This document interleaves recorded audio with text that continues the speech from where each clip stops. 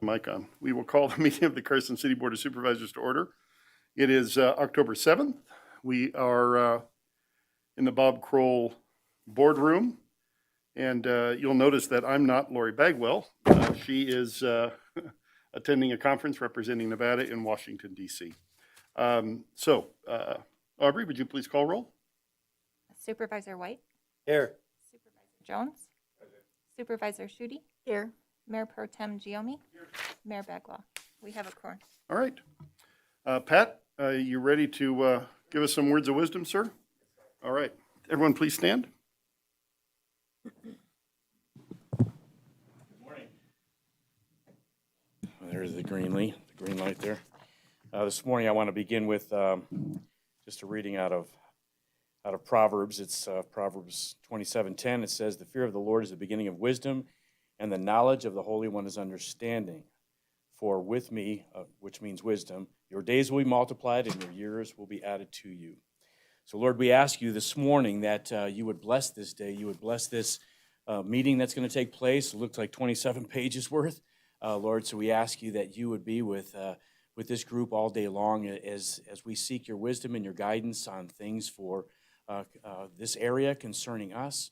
But Lord, this morning we just want to come to you for concerning ourselves, Lord, that you would speak to our hearts, that we would walk in wisdom, that we would walk in the knowledge of you, the knowledge of the Holy One.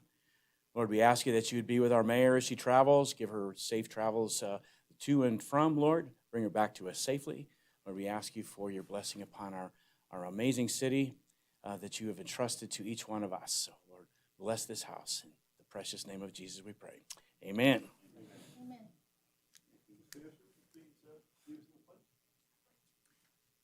Pledge allegiance to the flag of the United States of America and to the republic for which it stands, one nation, under God, indivisible, with liberty and justice for all. Have a blessed day, y'all. Thank you. Right before we do public comment, I just want to acknowledge that October is Breast Cancer Awareness Month, and so it's a reason for my pink tie today. We have a list of people who have signed up to speak. You don't need to have signed up ahead of time. If you did, I'll go off this list, and then afterwards we'll go with just general public comment. So the first name I have on here is Battleborn Patriots. Michael, great. Would you mind coming up? If you don't mind putting your name down there, Michael, I'd appreciate it. Thank you, sir. Okay. Thank you. You can give them to city manager there in the end. Thank you.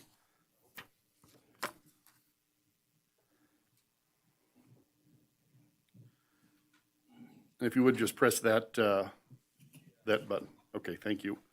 Just as a reminder, yeah, go ahead. We won't start counting until you write your name. And our public comments are limited to 3 minutes each, just as a reminder. And Stephanie is going to be timing those.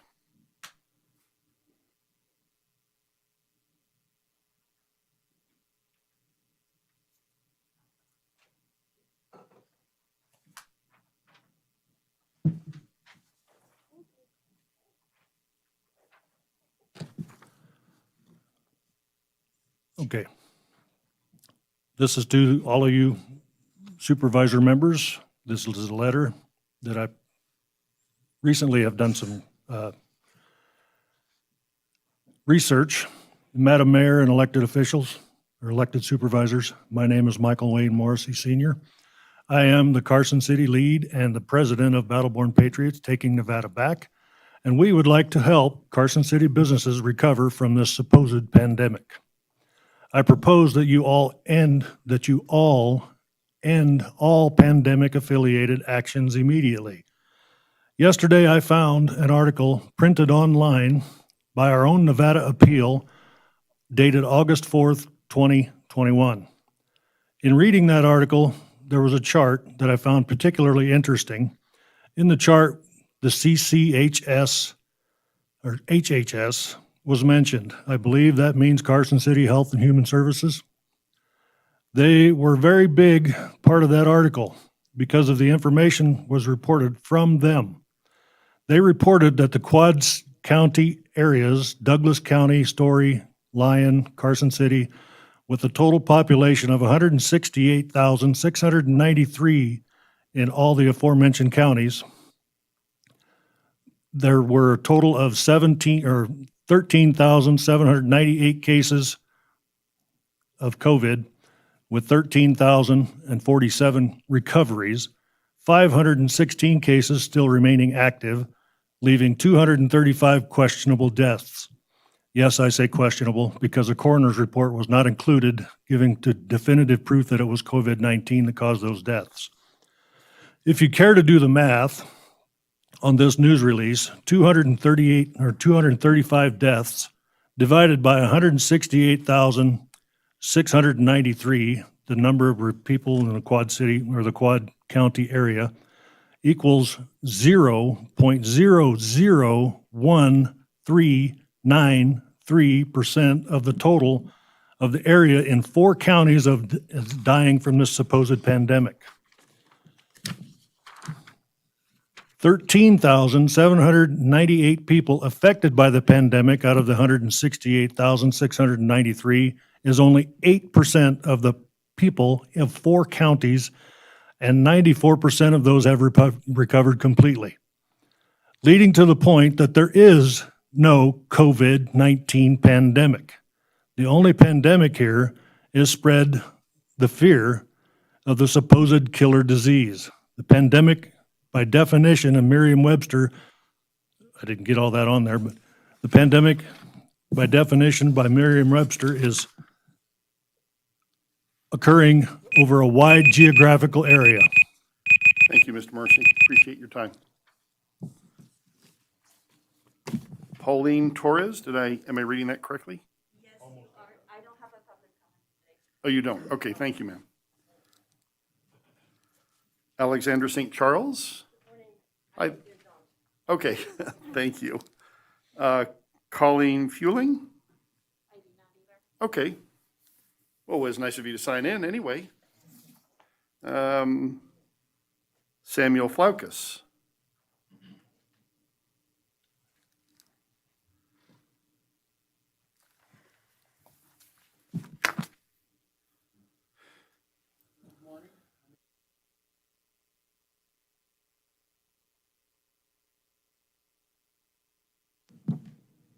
Are you good now?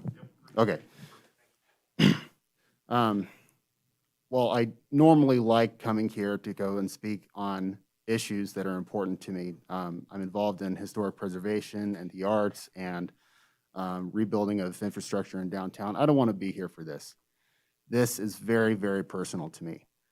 I want to know about a case that I brought forward about a year ago on a neo-Nazi police officer within the Carson City Sheriff's Department, who I reported to, Mr. Furlong, and he essentially blew me off. And the mayor at the time, Bob Crowell, he heard me out, and he said that it was being investigated. I would like to know what is happening into the investigation into James LeChue. Does anyone have? Well, we can only comment on things that are agendized, and that isn't an agendized item, so there's nothing this body can do, and that this is not a subject that this board has taken up. So I don't think there's anyone here that has any knowledge of that. So no one can tell me if there's been an investigation into any kind of neo-Nazi, white supremacist kind of leanings of officers during investigations of prior conduct before becoming an officer? There's no one here that can give you an answer to that Nobody, question. and Sheriff Furlong is not here to answer. He's not here. Okay, well, that is unfortunate. Okay, that's all I have.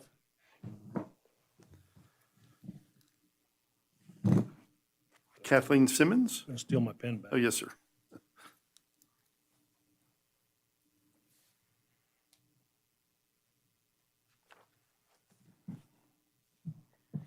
Can I remove my mask to speak? Sure, go ahead. Thank you.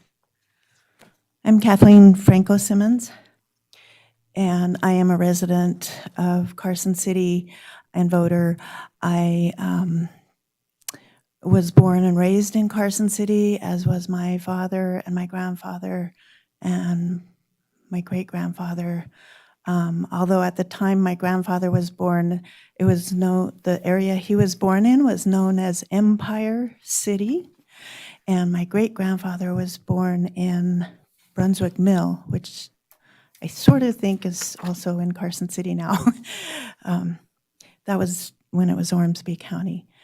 My grandfather, great-grandfather, and great-great-grandfather are buried in Empire Cemetery. And we had plots there that were intended for future or continuing generations of the Howard family and the families that sprang from that. In my recent research on the slaughterhouse proposal, I met with Heather Ferris, planning manager, and one of the odd things that I discovered during that meeting was that Empire Cemetery is zoned general industrial. So I am a little shocked and flabbergasted by that, and I would like to request that the master plan, if that's where it comes from, and the zoning ordinances or zoning maps be opened for consideration of rezoning Empire Cemetery. I see a lot of so-called infill going on around there, and also part of the hillside is being or has been taken away. So I would just like to request that real due consideration be given to protecting Empire Cemetery. There's also an issue with the record keeping on Empire Cemetery. Although much of my family has headstone markers, the city apparently, in my understanding, doesn't have a really great record keeping system for who is buried where, and there was a lot of vandalism in the past decade or so. 2 years ago, when my uncle Robert Howard passed away, he fully expected he was going to be buried there with his father and grandfathers, but he wasn't allowed. I mean, his wife wasn't allowed to bury him there. He is buried at Lone Mountain, and we put a plaque up on Empire Cemetery. My father's 86. He expects to be buried with his father. We'd just like to ask that the record keeping be somehow you. updated, fixed. Thanks Thank for your you. input. Is there any other public comment this morning? I'll go ahead and speak. Okay, if you would please sign in there, I'd appreciate it. I thought I had a pen, but I thought we had a pen there too, but there you go. Thank you.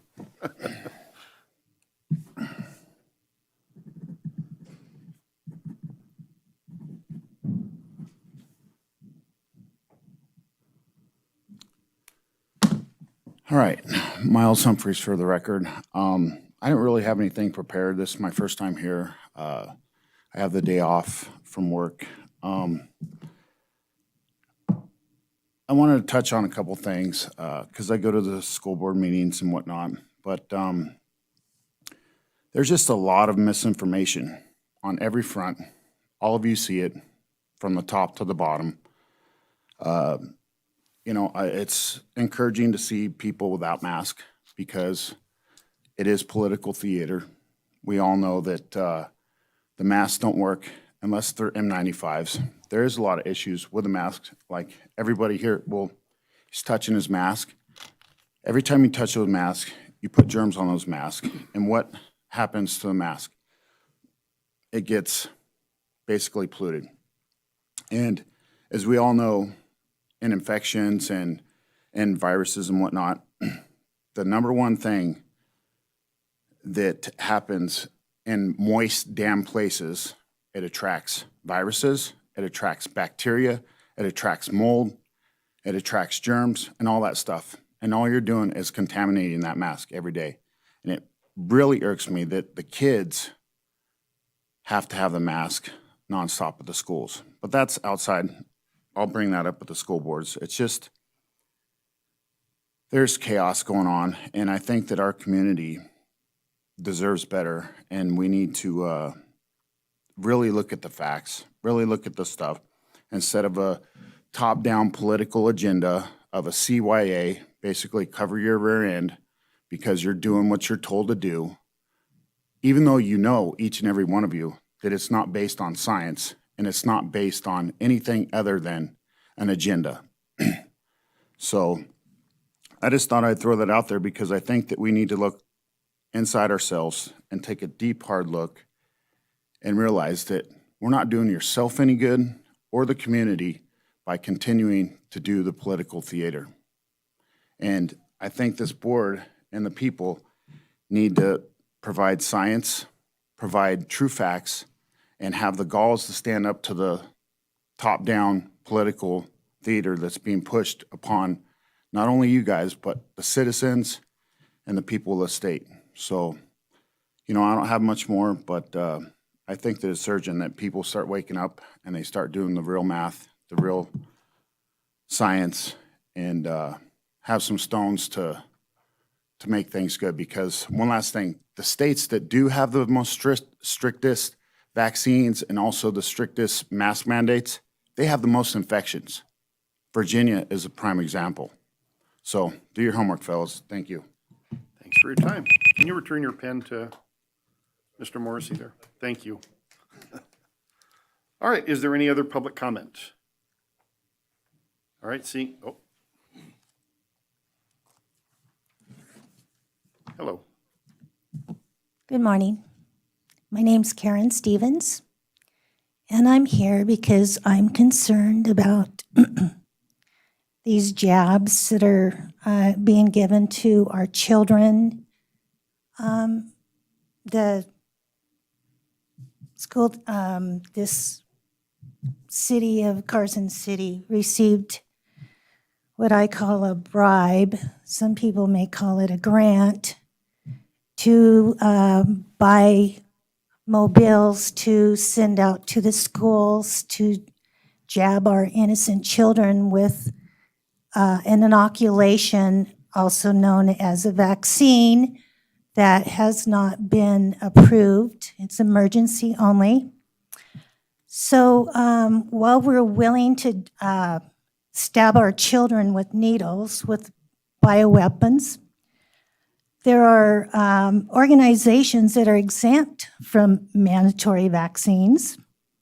Interestingly enough, one of them is Pfizer. And Pfizer's CEO hasn't even taken it, refuses to. Isn't that interesting? I wonder what he knows.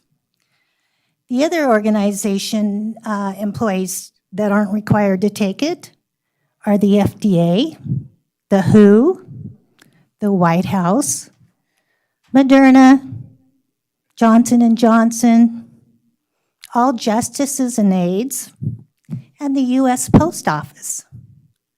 But guess what? We're requiring our medical people in the hospitals to take this jab. We're requiring our law enforcement, our state employees, medical personnel.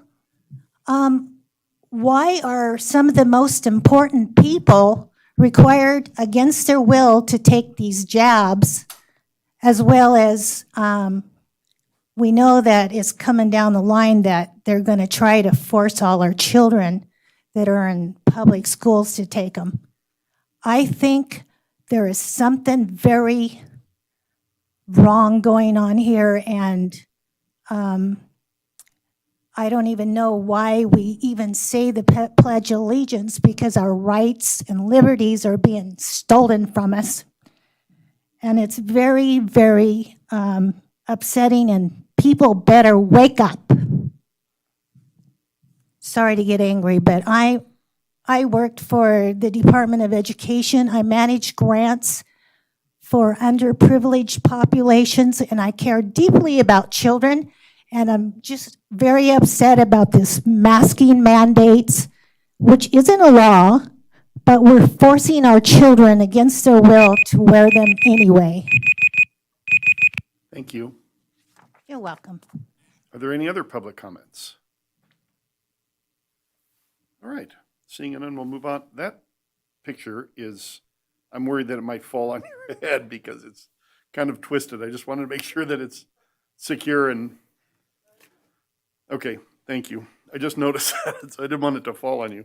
All right, we do have some changes to the agenda before we go to meeting minute approval. Item 10A is being pulled off the consent agenda. It's being pulled off the agenda entirely. And then items 18A, 18B, and 18C are also being pulled off the agenda. That's the CCA agreement.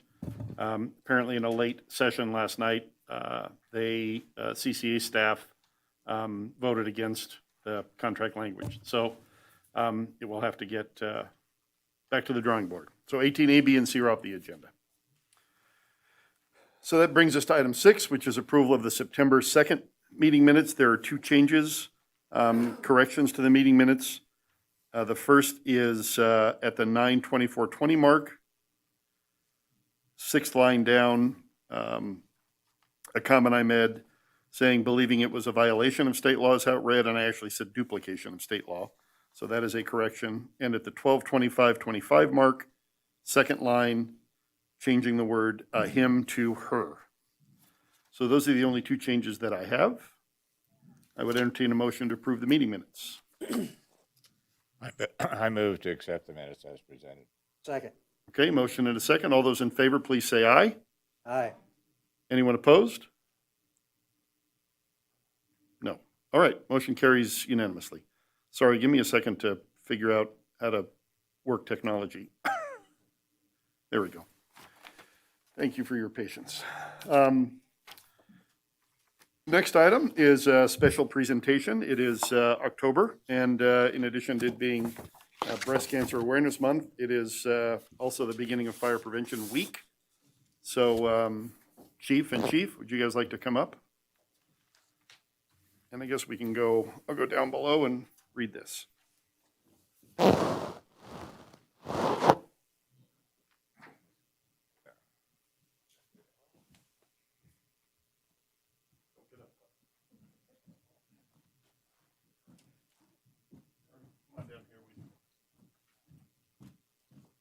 All right, while the board's coming down, I'll go ahead and start reading this.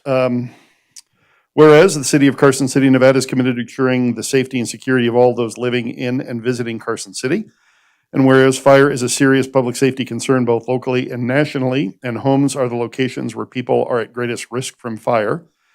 And whereas home fires killed 2,770 people in the U.S. in 2019, and fire departments responded to over 330,000 home fires. And whereas smoke alarms sense smoke well before you can, alerting you to the danger in the event of a fire, in which you may have as little as 2 minutes to escape.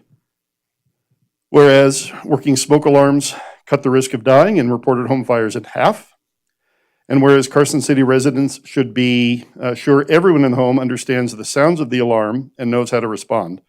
And whereas Carson City residents who have planned and practiced a home fire escape plan are more prepared and will therefore be more likely to survive a fire. And whereas 2021 fire prevention theme, learn the sounds of fire safety, effectively serves to remind us it is important to learn the different sounds of smoke and carbon monoxide alarms.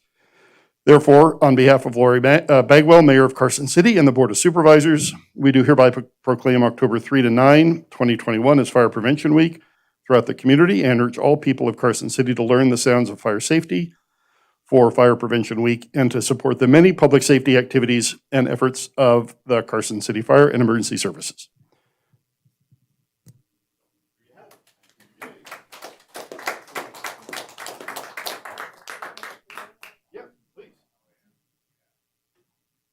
Thanks, Supervisor Jomi. One of the things a little different this year, with the last 18 months of pandemic and people working from home and everything else, a lot of Zoom meetings, we found that there's all kinds of chirps and noises going off in the background of people's screens. And so it's pretty clear that people weren't paying attention or didn't really understand what was going on. So If your smoke alarm or CO alarm has 3 loud beeps that repeat over and over again, that means it's going off and you need to get out. If you hear it chirping, once a minute, like a little chirp, like a bird, that means that the battery's low and you should change it out. We're also coming up to daylight savings time later this month, and that's always a good time, spring and fall, to change out the batteries in your smoke alarm. Lastly, try to test them every month. Have a meeting place outside. If your smoke alarm goes off, everybody in the family has that place they meet at the mailbox or the tree or by the driveway or whatever. So when we get there in the engine, it's not a question of where people are at. Everybody knows where to go, and makes it a lot easier. Thanks. Thank you. Yeah, I test my smoke alarm by burning food. Well, that's one way to do it. That's a timer. Yeah. All right, we're going to go this way. All right, thank you, guys.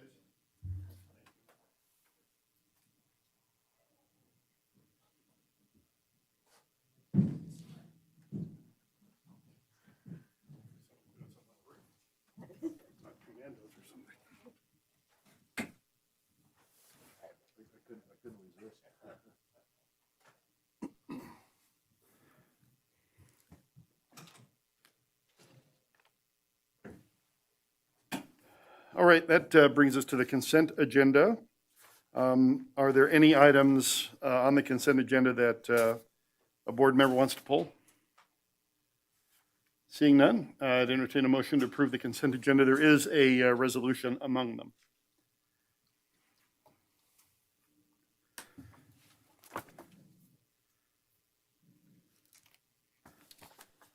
I move to adopt a consent agenda comprising of items 8A, 8B, 8C, 9A, 9B, 11A, and 12A. And I assume you mean you move to approve, not adopt, correct? Yes. Thank you. Is there a second? I second. All right, motion and a second to approve the consent agenda as presented minus item 10A, and with the resolution that we will add in. All those in favor, please say aye. Aye. Anyone opposed? All right, motion carries.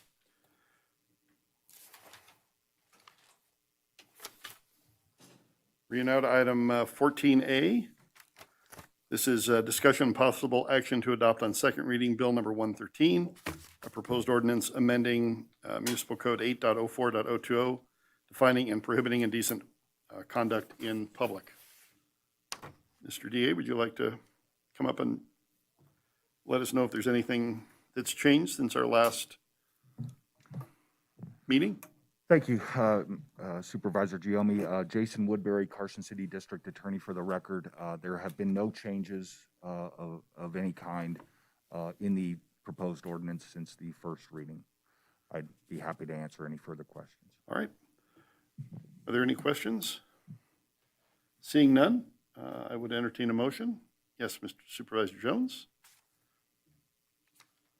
I move to adopt Bill number 113 on second reading, ordinance number 2021-12. Is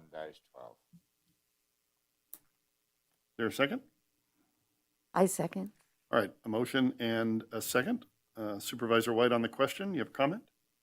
Yes, citing this same objections that I had upon first reading, I will be voting no on this as well.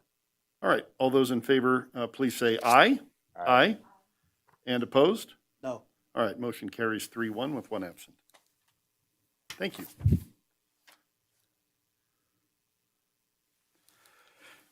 All right, next we have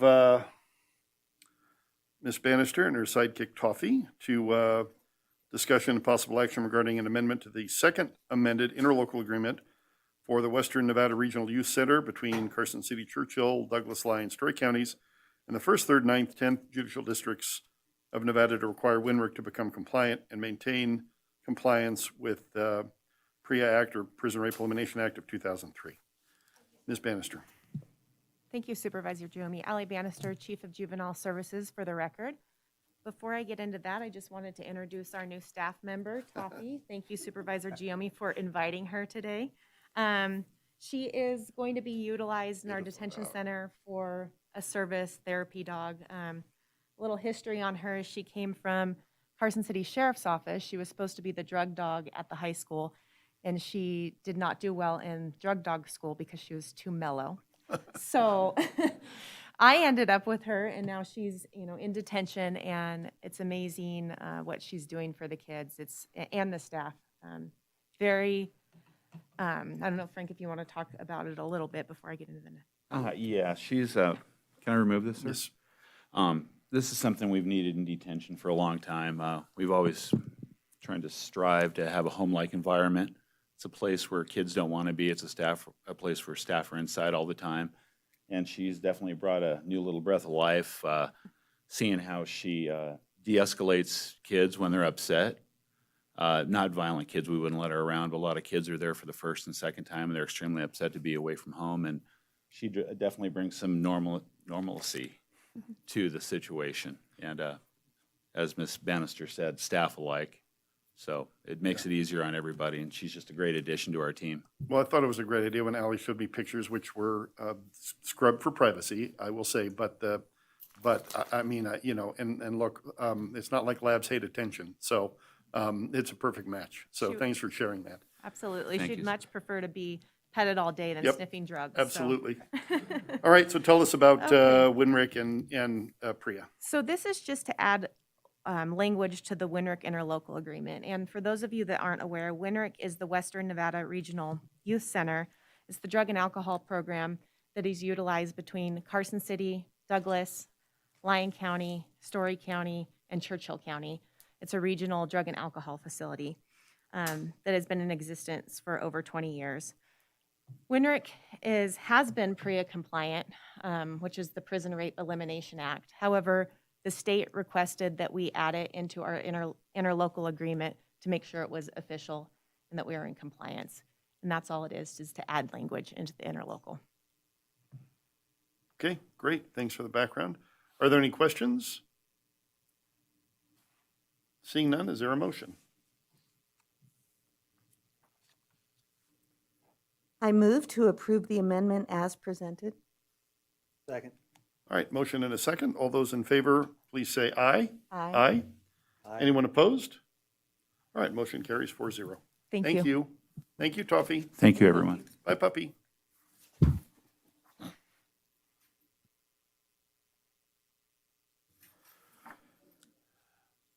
All right, next item on the agenda is 16A. This is a discussion possible action to adopt on second reading, Bill number 114, an ordinance changing the zoning from limited industrial, single-family 1 acre. And in the nick of time, Heather streaks in the door, runs to the counter, and says, Heather Ferris for the record. So this is a request for a zoning map amendment for a 1 acre parcel, changing the zoning from limited industrial to single-family 1 acre. On September 16th, 2021, the board introduced the ordinance.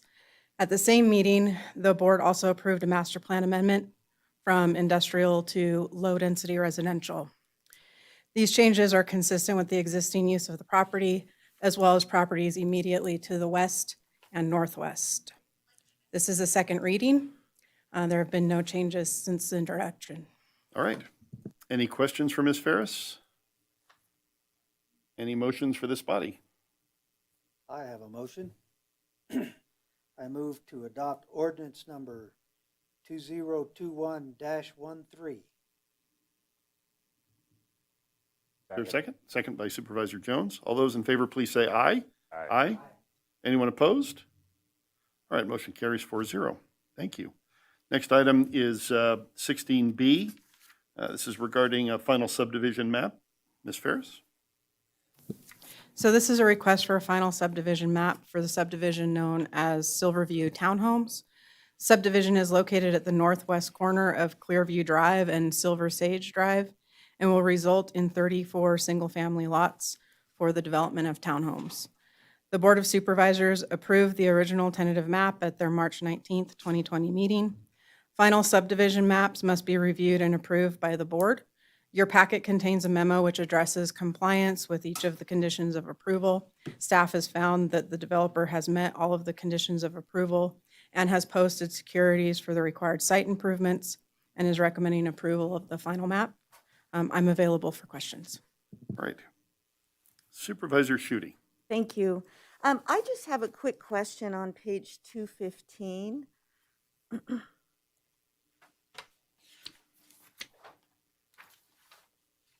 And it's a drawing of or it's the rendering of the layout.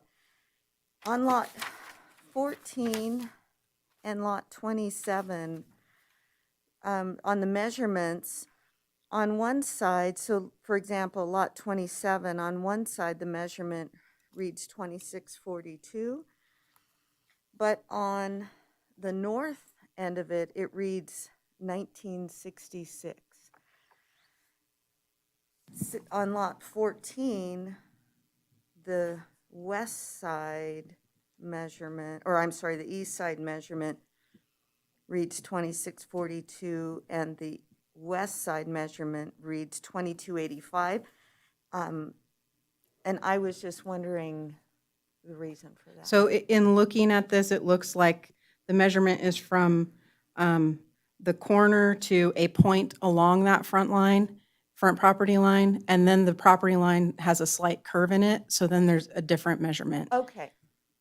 Okay, thank you. And I thought that might be the case, but I wanted to ask. Thank you. All right, any other questions? Supervisor Jones, you have a motion. I move to approve the final subdivision map as presented. I second. Motion and a second. All those in favor of the motion, please say yes or aye. Aye. Opposed? All right, motion carries. Thank you, Heather. All right.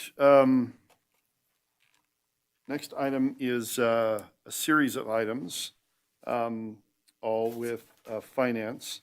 And I think since we're kind of all talking about the same thing, it makes sense to open all of these for one time for comment and discussion and then vote on them individually. So we'll open 17A, 17B, 17C, 17D, period. And that's the end, right? A through D. Yes, thank you. Yes, okay. So we'll open them all, and I'll turn the floor over to you, ma'am. All right, thank you. For the record, CFO Sherry Russell. And so first I want to just let you know, this is the first time you've kind of heard about this. So our overall plan here is to meet two of the city's strategic plan goals while leveraging ARP funds, the American Recovery Act plan, and funding, and earmarks, using hopefully some earmarks, and then some refunding savings as well, with some refunding bonds. So before you today are two new bonds, $7 million for the Quill treatment plant. The goal there is to upgrade an existing facility to maximize the water resources and increase our drought reserves. And then goal number two is $8.1 million. And that's for a emergency operations center, a fire station, and a backup dispatch center, all those critical functions in one building. So those are our two plans. Later before you, I will bring a refunding bond that has a shorter time frame as far as issuance. So, but later we'll bring the 2012 bonds back to refund as we can most likely get a better interest rate. And right now we're projecting a savings of at least $1 million over the life of that bond. So the refinance can't be done until February 2022. So we're trying to get this all geared up so we can do it at the same time, hopefully get some savings by doing them all at the same time. And with me, I have John Peterson with J&A. And then you have a contract from J&A also is one of the items that we're looking at. He is our advisor, and his information is priceless when we go through these bond issuances, because honestly, there are so many laws and entities that we need to talk to and discuss and make sure that we follow, that information is key. And then there's also a contract for Sherman Howard, who is our bond counsel, again, making sure that we follow all the laws when we issue these large bonds. So if you have any questions, please let me know. John's here to answer the difficult ones. Sherry, can you just briefly talk about how this is, for those board members who haven't gone through this before, how this is a multi-step process Yes. with multiple opportunities for public input, public review, the debt commission reviews it at a Yes. public meeting, et cetera. Yes, so this is the very first step. So the first step is just getting approval to take it to the Debt Management Commission from the Board of Supervisors. Make sure you're on the same plan, talk about the plan, make sure you're all aware. We take to the Debt Management Commission, also an open public meeting, so the public has opportunity to comment. And then we'll come back at the second meeting in October, if all goes well. And we will talk about then an intent to issue. And the intent to issue is also an approval we need from this body. And I believe that starts the 90-day clock, correct?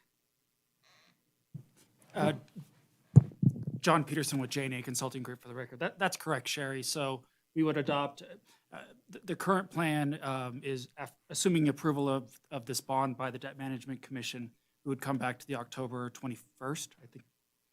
The next October meeting, dates escape me. Next meeting of the Board of Supervisors to adopt that resolution.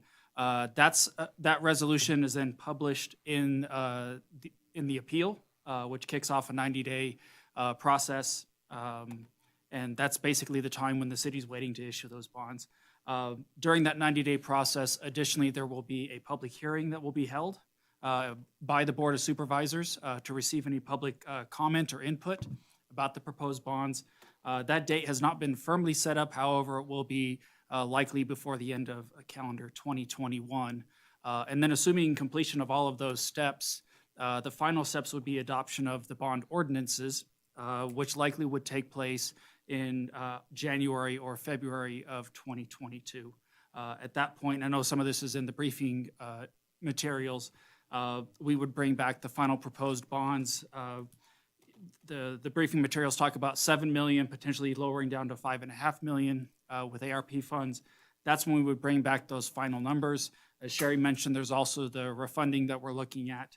That would also then be integrated in with the schedule at that point. Refunding bonds do not require the 90-day waiting petition, which is why we're not bringing them up today. But yes, that is the general schedule of how that works. Generally, once the Board of Supervisors approves the bond ordinance, bonds can be sold in, between a week and 3 weeks after that. Likely, we would try and close the financing and have money in the bank by the end of February 2022. Speaking to Sherry's comment about interest rates, in the materials, we talk about 4%. I think that's really conservative.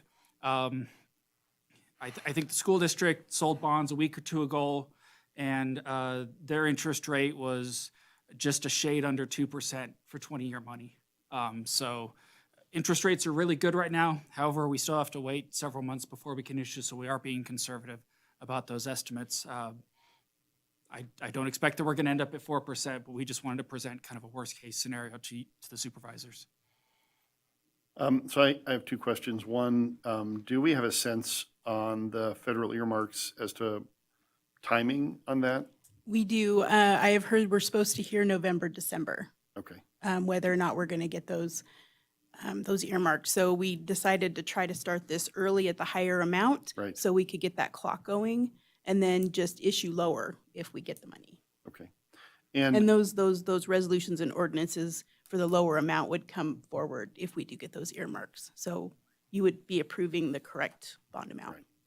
Right. The fire station is a general obligation bond, right, covered by CTAX? Correct. Do we not have something retiring? We do. We have a bond that we're paying off early in 2023. Okay. And So about the same time we pay off that, we would start the new okay. debt. And so in terms of the bond payment on that bond versus the bond payment on this bond, what does that difference look like? So our debt service in total for CTAX drops by about $740,000. So this would then, I think it's $660,000 is what we're adding in debt service each year. So this. So it's a little less. Okay. So it's, okay. So this bond is less than the existing bond. Correct. Okay. Okay. Any other questions? All right. Would someone like to make a motion first, starting with 17A? I would. I move to adopt Resolution 2021-R-27. Supervisor Shute seconds. Okay. All right, all those in favor, please say aye. Aye. Anyone opposed? All right, motion carries 4-0.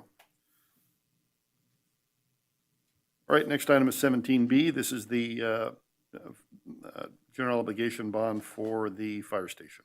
It's not the bond, it's the resolution.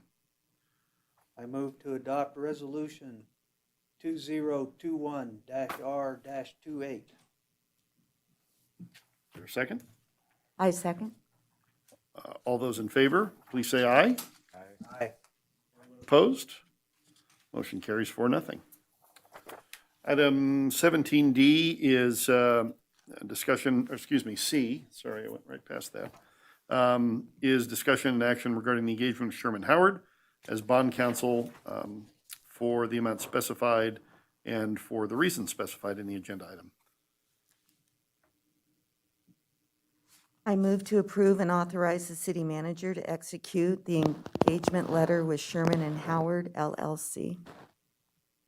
Motion, is there a second? Second by Supervisor Jones. All those in favor, please say aye. Aye. And anyone opposed? All right, motion carries 4-0. And finally, item 17D is regarding the engagement of J&A Consulting as our independent financial advisor on these matters. I move to approve and authorize the city manager to execute the engagement letter with J&A Consulting Group LLC. And second, Supervisor Jones. All those in favor, please say aye. Aye. And anyone opposed? No opposition, motion carries 4-0. Thank you. Thank you all very much.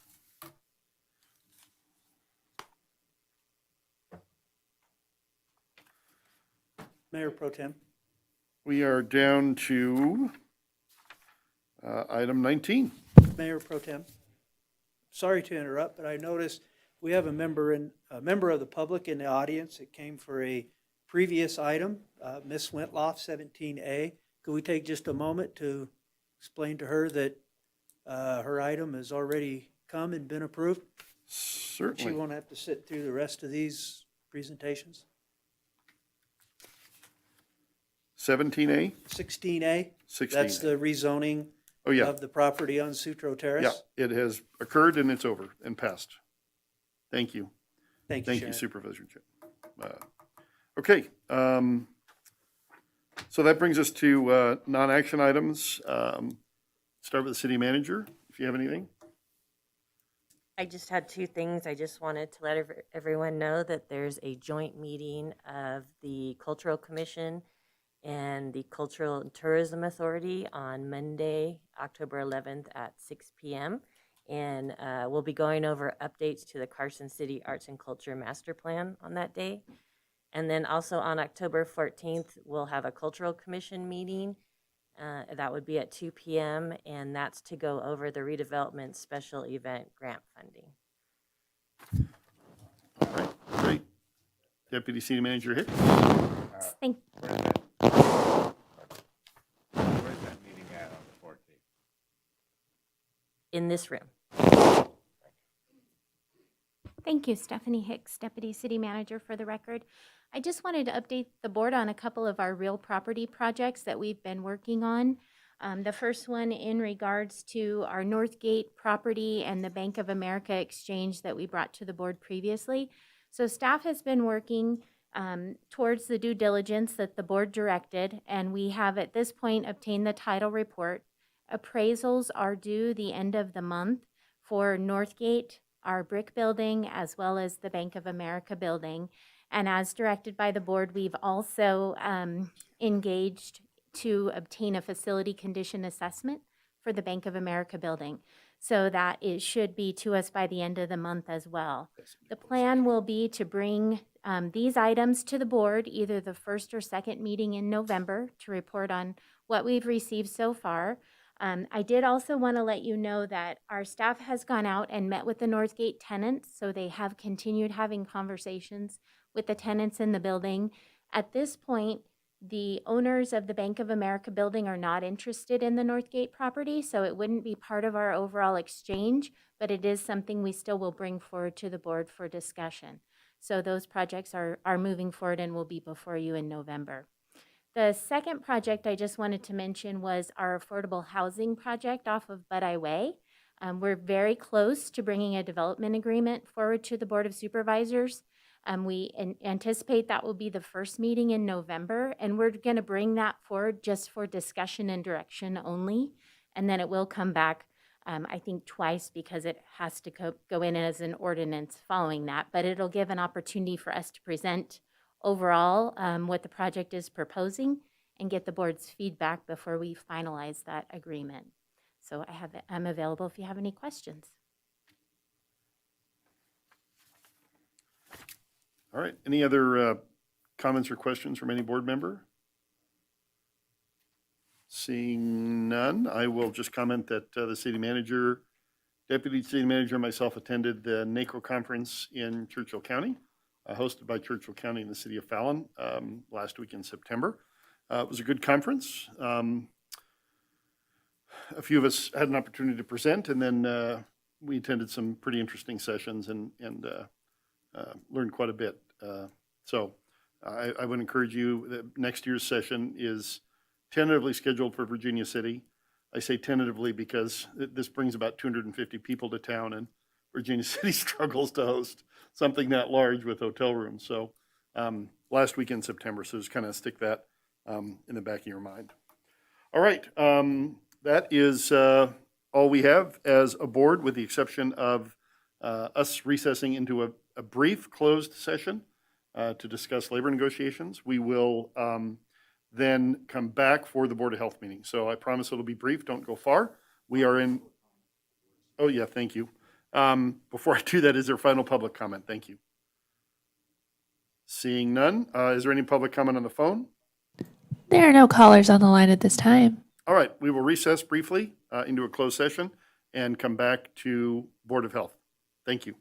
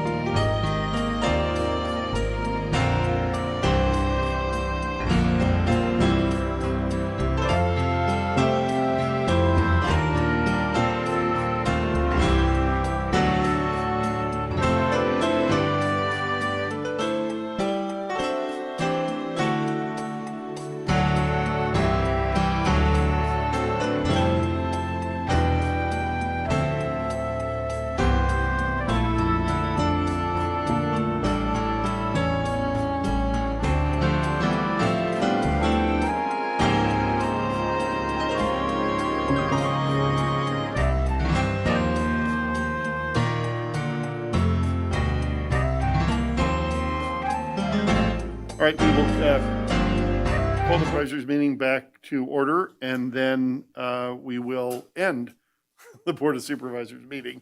So it is officially over. I'm tapping the imaginary gavel, and I will hand the real gavel over to you, Dr. Lyons. The sheriff isn't going to be here. Okay. Thank you. So I'll call the Board of Health meeting to order and ask for a roll call. Chair Lyons. Here. Vice Chair Giommi. Here. Member Furlong. No. Member Schutte. Here. Member Jones. Member White. Here. Mayor Bagwell. A quorum's present. And is Mayor Bagwell here? Okay, good. Thank you. Are there any public comments?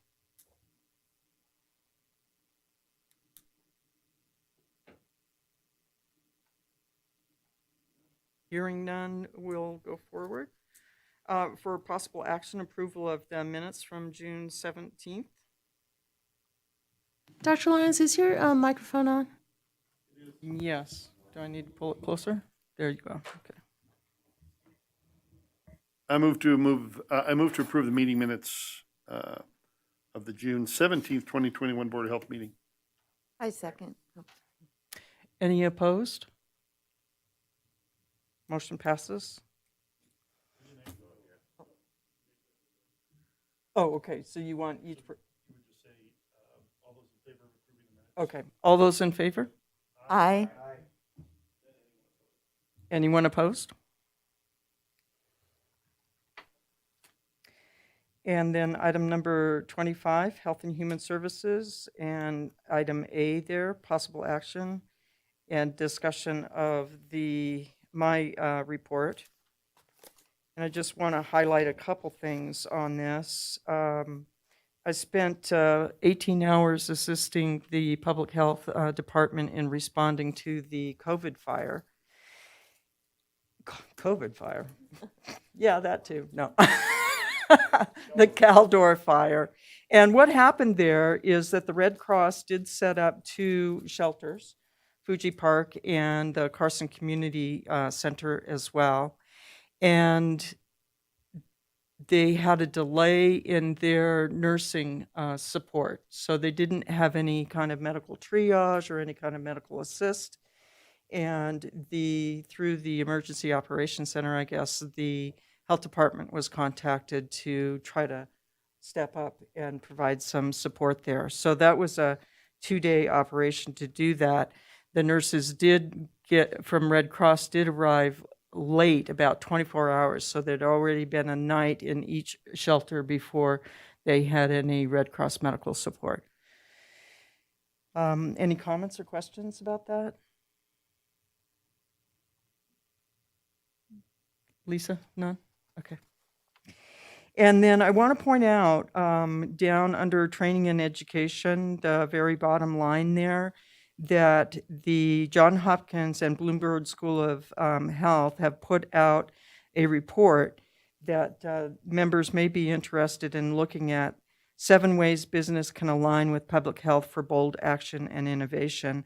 And that's available online. So if you want to look that up, I want to say it's about 32 pages or so, but it's very well organized in terms of recommendations about how to get businesses involved in public health. Certainly, business in our economy has been adversely affected to a large degree by the COVID, and so private business is now aware of the importance in so many ways of public health and that it goes on beyond infection. So something to take a look at. And then the article, it was a lead article in The Atlantic in January, February 2020. What it means to be a man, and that boys need a better answer than the one we're giving them today. And that's something that I'm addressing with the SART committee in terms of looking at coaching boys into men programs that we do already have, and possibly supplementing those, are adding on to those, as well as the ones for girls, coaching girls into leaders. So just a support document in that regard. And then the Nevada Public Health Association, the Carson City Health and Human Services has been working with them collaboratively in a variety of different ways over the years. And I just wanted to highlight this organization and bring to their recent report of the 20 bills that did pass in the Nevada legislature this past session. If you want further information about any of those bills, then obviously I would refer you to Nellis, but some 20 public health bills did pass. Under the COVID-19 update, this is a report provided by the state public health officer to the State Board of Health, and these are just excerpts from that report. We are having trouble with healthcare facilities because not only are we having COVID admissions, but now we're also having respiratory syncytial virus admissions, which is uncharacteristic for the summer. So we're getting a double whammy, and there is some concern that we may see the same thing with flu this year, because last year we had such a marked decrease in flu because of all our social distancing measures and mask wearing, that we have a higher susceptible population going forward this year. So people that didn't get it last year, there is some concern that we may see more trouble with flu this year. In terms of children, we've had a 500% increase in children hospitalized in the U.S. And that, so a lot of kids hospitalized. And then, of course, of those that are hospitalized, 97%, actually this number is a little bit higher now, closer to 99.5% of patients who are hospitalized are unvaccinated. Nevada ranks 26th in the nation for the number of vaccines administered for population.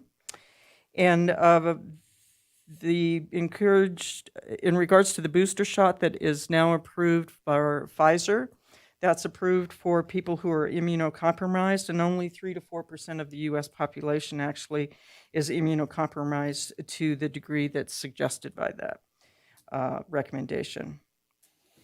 And further studies have shown that the COVID vaccine is safe for pregnancy, even preconception, early in pregnancy.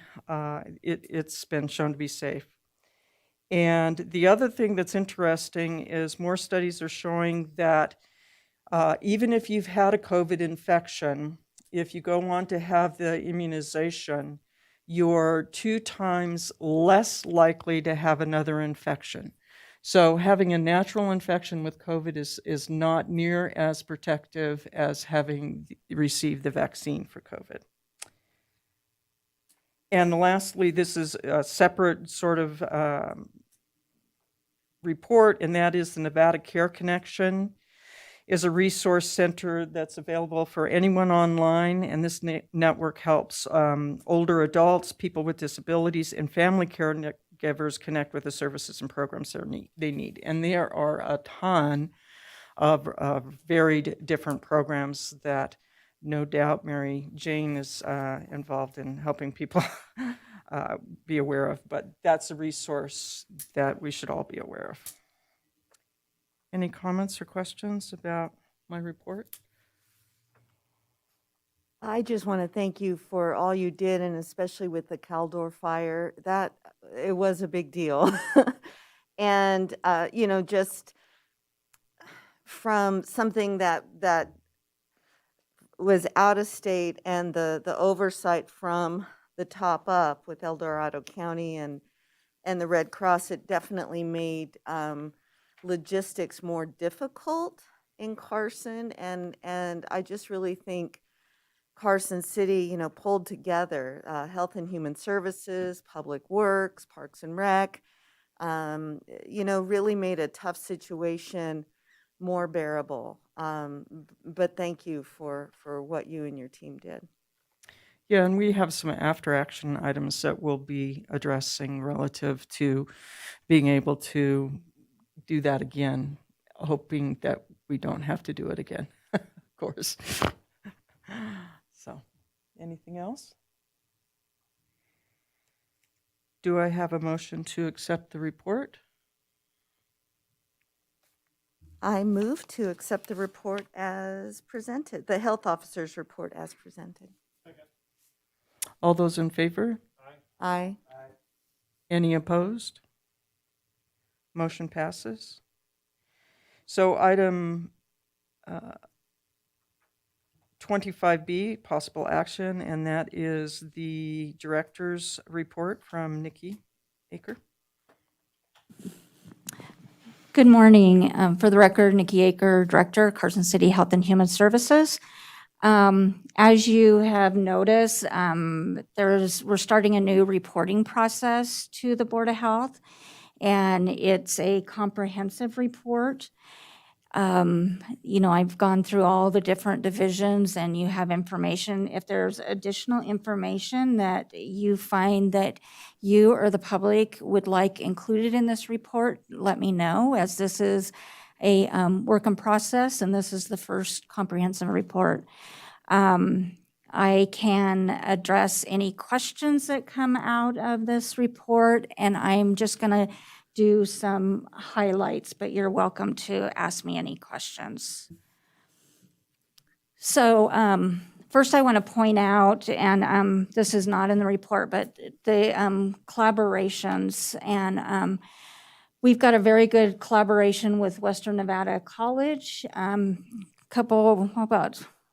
Maybe 4 or 5 years ago, we helped them become a tobacco-free campus, and we still are involved with them with committee work and providing signs in that. As we've talked about the Caldor fire response, there were a number of my staff that were involved with that. We've got Human Services and Chamber of Commerce. They did a job fair together.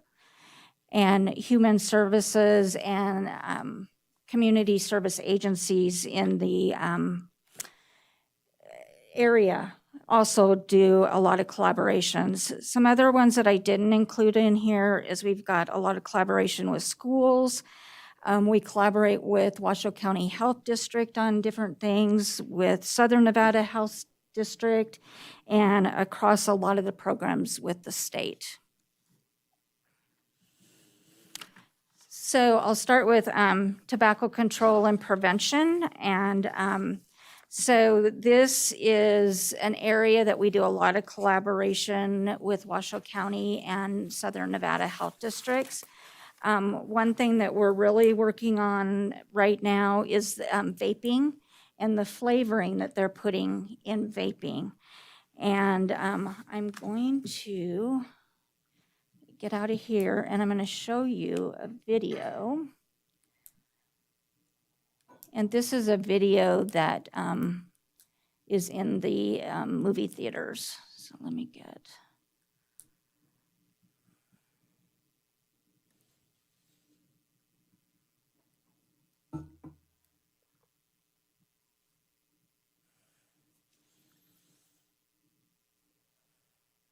Oh, and we're not getting sound.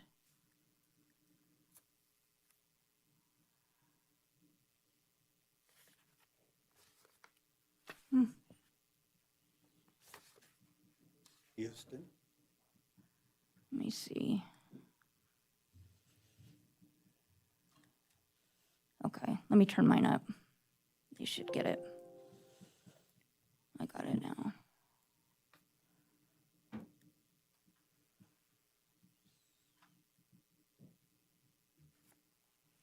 Cotton candy, any candy, I have a flavor for it. It lures more kids into it. They think, ooh, tasty.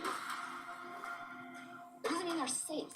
It's not We can see projecting. some really You're the only horrible one that's seeing it.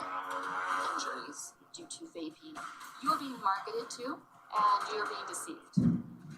The tobacco industry is trying to manipulate you. Don't support companies that produce addictive products that kill people. I'll get that link out to everybody evidently I was the only one that could see it. Yeah.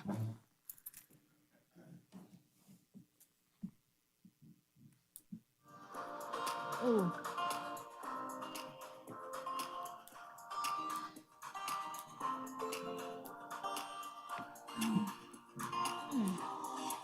Would that do it? It's function F9, but it's not working. There. Oh, there we go. That's not the video. Oh. Okay.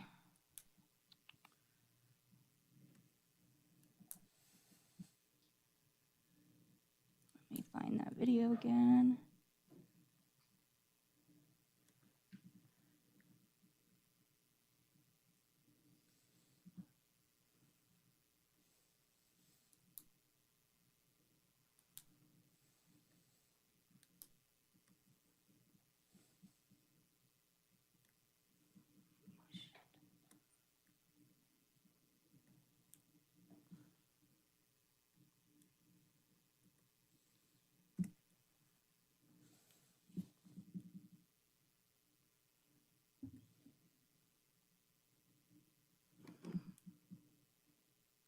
Cotton candy, any candy, they have a flavor for it. It lures more kids into it. They think, ooh, tasty.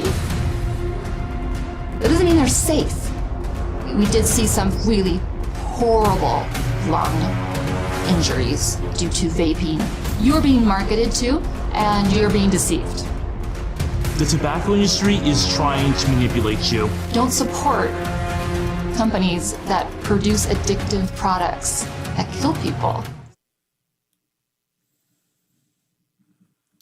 Okay, that video, like I said, was worked on with many different partners. The woman that was speaking is a professor at UNR, and then, uh-oh.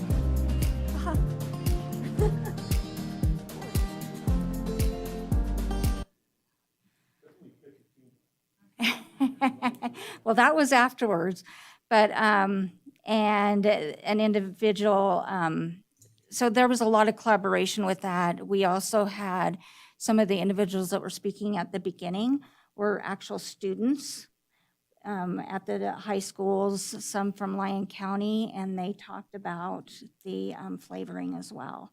So there's more, a longer video that's out there, and it's under the attractingaddictionmv.com. So, we are trying to work through that epidemic that we have with vaping, and the flavoring just makes it that much more appealing. Okay. So our community health needs assessment, you have that in your packet, and that was done in 2017. And we have included an addendum that is our primary data. So there's primary and secondary data. Primary data is the data that we collect ourselves, and secondary data is data that we get from other resources. So as part of our accreditation process, then we need to include our primary data updates within our community health needs assessment. And so that is now in there. And that addendum is located on pages 74 to 81 of the document. Any questions on any of that? I'd like to comment on the addendum. So in looking at this, it starts with 2017, goes through 2020, and I want to give a shout out for our food inspectors, because when we started in 2017, Carson City and Douglas County had critical violations, 36% and 51%, but those steadily decreased down, down, down to 17 and 11% in 2019, and at least in Carson, jumped in 2020. And I think what I take from that is that our food inspectors have been doing a great job at educating and knocking those criticals down, but that when 2020 happened and COVID happened, even though we had fewer restaurants open, no doubt, they're not being able to have that same level of outreach resulted in some uptick. So it's important to note that our services are important and they make a difference. And then the other, is there any comments about that, about the inspections that I just mentioned? No? Okay. Then the other thing that I found interesting about this report is that when you look at communicable diseases and what has happened over these same years, that whether it's syphilis, gonorrhea, or chlamydia, the numbers steadily climbed, of course, until you hit 2020. And then in Carson City, there was a 27% drop in chlamydia cases. In Douglas, a 28% drop. And interesting, there was no change in gonorrhea for either county year over year, even though it had been climbing all along to that point. But Lyon County had 2 times the number of gonorrhea cases reported. So I think we'll be reaching out to Lyon County to see what accounted for that, because they also had no drop in their chlamydia cases. So did they have a sudden increase in population? Did they have a really good outreach program? You know, what was Lyon County doing that their numbers doubled in gonorrhea, stayed the same in chlamydia, while Carson and Douglas saw drops in those numbers? So what do drops in those numbers mean? I mean, people weren't accessing their private providers. So it may just be that we have a bunch of undiagnosed STIs out there, or it could be that there was a decrease in socialization, so there truly was a decrease in STIs. I mean, we don't know for sure what that means, but it's interesting in comparing it to Lyon County, which didn't see the drops and actually saw a doubling in one of those diagnosis categories. So. Okay, and I will also comment here that we're going to be getting ready to do our next community health needs assessment, and Carson Tahoe Health also needs to do a community health needs assessment. So right now, I am discussing us doing it together and what that may look like. So it could mean that ours is due every 5 years, and it could mean that we would do it every 3 years on their same schedule if we're going to collaborate and do some of this together.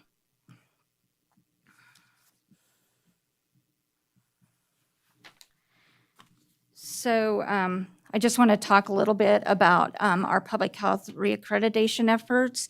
And in my report, it's under the administrative and fiscal, under accreditation. So we submitted our application on September 24th. It was accepted on Monday, the 27th. And our documentation is due November 22nd. Right now, where we're at is for documentation, we're 85% complete, 15% are in progress and near completion. And I want to, again, thank our Deputy City Manager, Stephanie Hicks, for sitting on the documentation committee. They've done a wonderful job of looking at these and asking for clarifying information, and so it really helps having somebody outside of the department looking at this.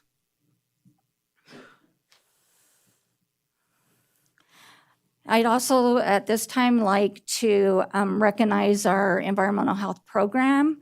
They received a certificate of achievement for the full self-assessment on all 9 standards through the FDA. This is voluntary.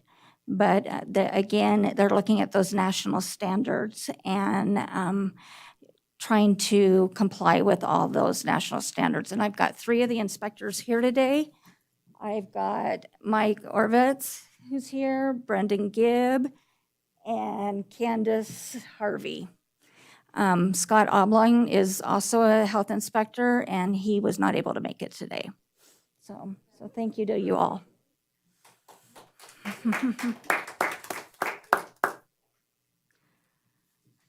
And I'd like to do another employee recognition. Lauren Staffen, she's not able to be here today because she's out in the field. We've got 64 events in October, so they're a little busy. She is one of our Quad County Public Health Preparedness Planners, and she completed her master's exercise practitioner program. So that means that she can start doing some of the plans for us as we move forward, or exercises, I mean. So, and I'm gonna, at this time, bring Jeannie Freeman up. She'll walk us through the COVID-19 update. So our positivity rate today is 7.6. Now, in keeping in mind that it moves daily. And so we definitely are not out of the trenches on it yet. We still can have a high positivity rate, but it definitely is going in the right direction. Right now, our hospitalizations, we've got 42 in the hospital with 7 in the ICU. And majority of the hospitalizations are those that are unvaccinated. And with that, I'll let Jeannie take over. Good morning, everyone. Jeannie Freeman for the record. Good to see you all. It's been a while. I'm not sure if that's because it's been a good thing or a bad thing, but glad to be back with you today. So I have a little bit of an update for you related to COVID-19, and I'm going to talk about some cases and some information about breakthrough cases and stuff associated with the vaccinations, and then give you a little bit more information about vaccines and what that looks like in our community. So we're going to be talking about the time period of September 19 through October 2 of 2021. And across the entire Quad County region during those 2 weeks, there were 850 new COVID-19 cases. This is a 32% decrease from the previous 2-week period, which is a great direction to be headed, especially since we saw such dramatic increases for quite a while here in our area. Specifically looking at Carson City during that 2-week period, of those cases that I previously reported, 272 were in Carson City. This is about 32% of all the Quad County cases, but it was a 30% decrease from the previous 2 weeks, which is a great, again, direction for us to be headed. The majority of those cases, actually over half of them, were in the zip code 89701. So that becomes important for us because when we look at what we're doing operationally, when it comes to vaccination efforts, when it comes to education efforts, when it comes to testing efforts, we make sure that we're following a variety of different factors, including social vulnerability index numbers. We look at where cases are showing up. We're communicating with our schools and identifying where they're having potential outbreaks or an increase in cases so that we can focus more of our efforts in that area, which we have been doing in the 89701 area code. Zip code, not area code. The daily cases reported in Carson City averaged 19 per day during that 2-week period. There were, in our Carson schools, there were 25 students who tested positive. 76% of them attended school while infectious. But we know that our schools are using the antigen, the rapid antigen tests, which allows them, when somebody's sick, they're able to test. And then if somebody tests positive on that antigen test, they're able to get them excluded rather quickly. So we're not waiting a few days for a PCR test to come back. They're able to get them out of the schools on a more rapid basis. We had 3 school faculty during that time period that tested positive, and 100% of them attended school while infectious. As far as vaccination rates, as of this morning, I wanted to report what our data was as of this morning. 63.2% of Carson City residents 12 years and older are fully vaccinated. 69% of that same population has initiated vaccines. So we're really close to that, those who've been initiated the vaccine and those who've been fully vaccinated. we're seeing our numbers continue to increase. That was a 5% increase from the 2-week period that this report is related to. So since this report was created for the 2 weeks, we've seen a 5% increase. We're seeing that we're getting more people who are interested in being vaccinated. When we offer a vaccine event throughout the Quad County region, we offer all 3 types of vaccines. So we have the Pfizer, the Moderna, and the Janssen vaccine.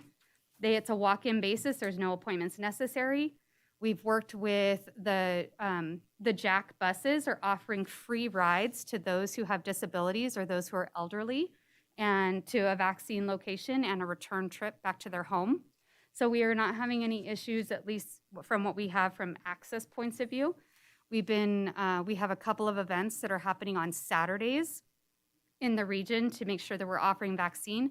In fact, the one for Carson, or the one in Carson, is this weekend at the Carson High School from 8 a.m. to 2 p.m.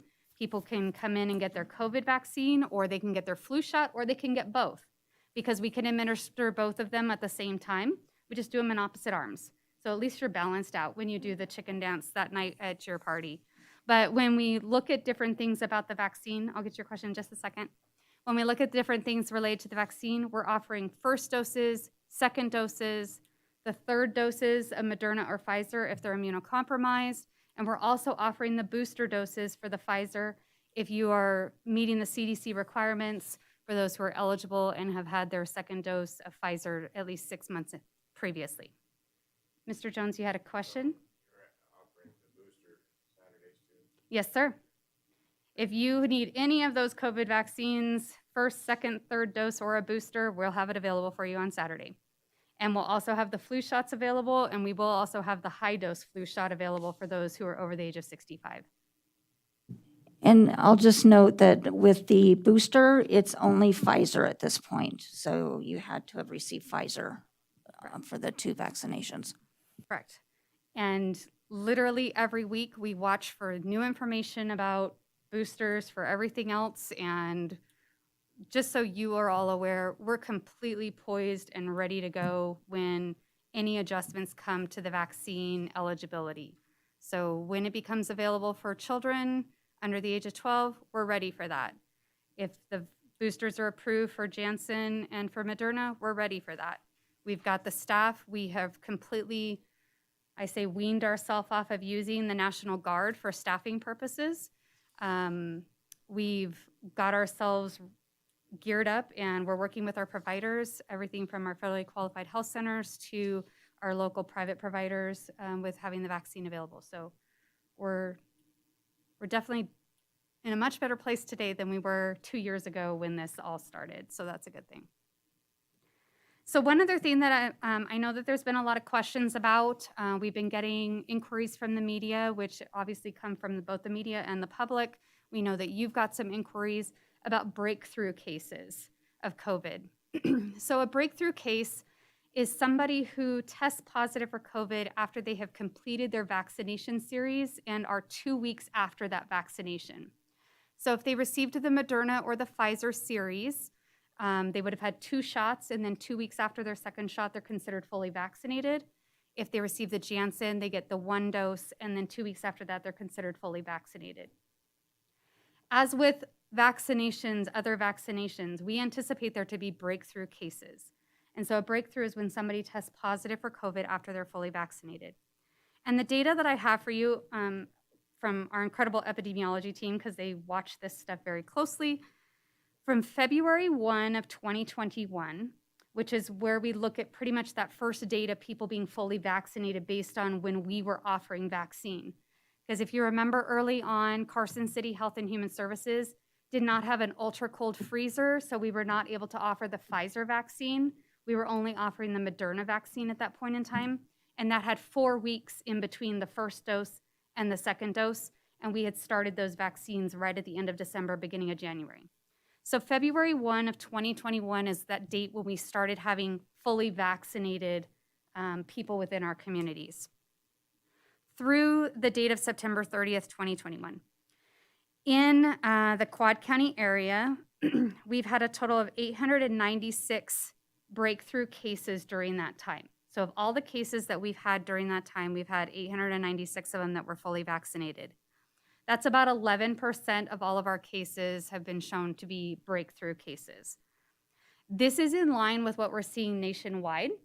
This isn't out of the norm. This isn't outside of the realm. It's actually lower than some of the other jurisdictions in the state, but it is what we're seeing across the nation. So about 11%. When we look at the same time period, there have been 94 deaths of Quad County residents during the same time period. 5 of those deaths were fully vaccinated, meaning that they had the 2 weeks after their vaccine series, they also passed away. When we look at what we call a case fatality rate, understand these numbers are going to be, they're very small. That's a good thing because that means the vaccines are effective. Our overall case fatality rate, 1.2% of all of our COVID cases during the time period of February 1 to September 30th passed away. Only 1.2%. The vaccinated case fatality rate is 0.06%. 0.06% of all the cases that were fully vaccinated passed away during that time period.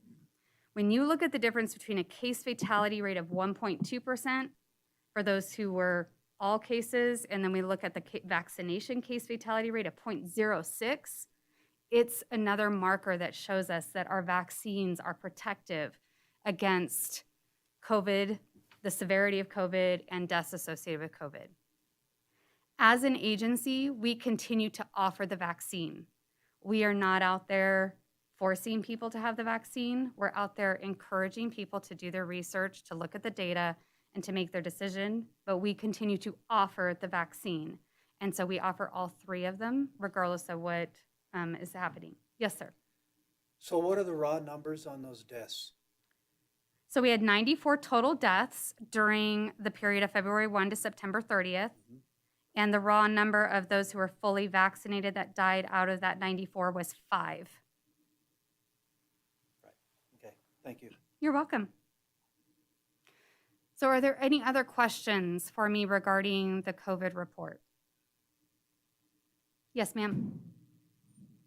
Not a question, but rather a comment. So do I have it right that the instance of death is by a 20 times difference between having the shot? I mean, I'm just doing the math roughly in my head. Yeah, it's 1.6, 1.2% for versus 0.06. 0.06%. Yes, so a 20-fold increase in death if you haven't had the shot. But yes. more importantly is we're always talking about deaths, which obviously are very important. And it's estimated that 9 people are affected by any one death. 9 people are affected by that, whether they be family members or close friends or whatever. So a lot of people are affected by the deaths, but the hospitalizations are huge, okay, far exceed the number of deaths. And the impacts of those, whether they be financial, which are going to be considerable not only for the hospital costs, but also for the fact that you're out of work, and the subsequent problems and disabilities and morbidity, being disability, following those hospitalizations. So while we concentrate on death, I think we miss the big picture, if that's all we concentrate on. Yes, ma'am. And the hospitalizations, as Nikki indicated prior, we're looking at over 99% of our hospitalizations that have occurred from the Quad Counties have been those who are unvaccinated. And so that's the other side. Part of the vaccination process is if you can be vaccinated, it does help protect others who cannot be vaccinated. And we know that the vaccines are not eligible for other populations that are still at risk at this point in time. And that's, I know we talk about herd immunity, but we refer to it in public health as community immunity, right? It's about protecting those that can't be protected through the vaccine process for a variety of other reasons, that they may not be eligible or may not be able to receive the vaccine.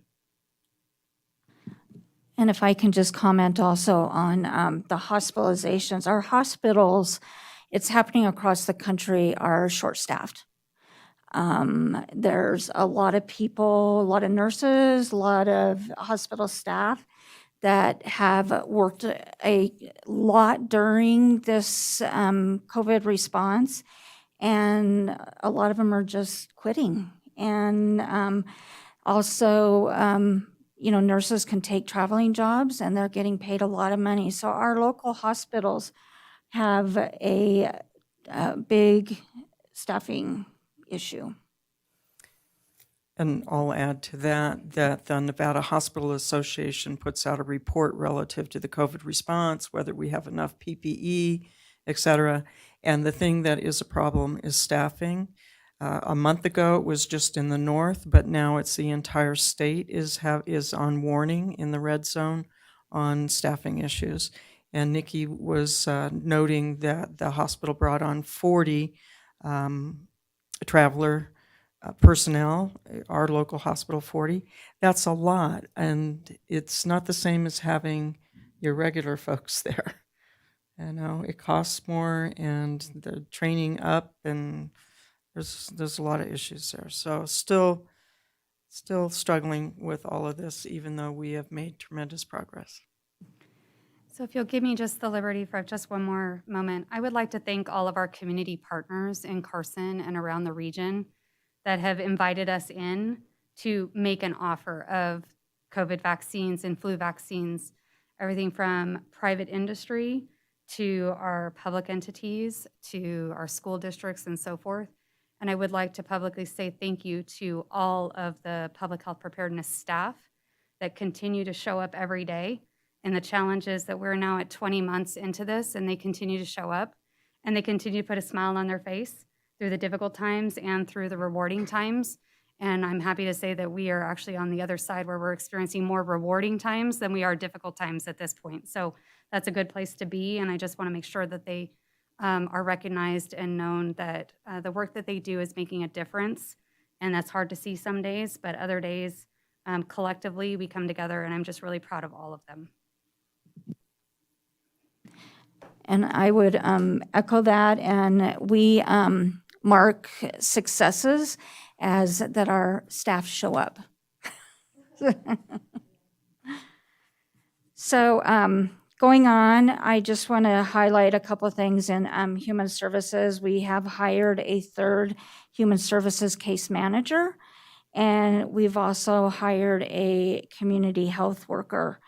We're still seeing the impacts of the housing shortage, especially in the rental market, and have started a regional housing group that we can look at the bigger picture of what's happening regionally, and how can we all work together and try and make some type of difference there. So challenges that we've encountered. I'm trying to recruit for 2 positions. It's been extremely hard. One of them is my clinical services nurse manager. So if you know of a nurse, I'm going to put it out there to the public too. You know of a nurse that wants to come into public health that has some experience with public health, and possibly I really would like someone that has experience with grants, send them my way. And another position that is being difficult to hire for is our fiscal and grant analysts for the health department. So, 2 difficult positions. And as Jeannie mentioned, I do have it on here that we ceased using the National Guard to support our COVID operations. Her team has figured it out how to make all this happen, but we have seen challenges with hiring vaccinators. Just a comment on Jeannie's team. I want to point out that the public health preparedness section of the Carson City Health and Human Services Department is 100% grant funded, and I think that puts us at some risk going forward for whatever we need to be prepared for, which is over and beyond pandemics. That section is 100% grant funded. Obviously, I've done excellent with that, but as you know, funding things with grants can be difficult. as well as very, very time consuming.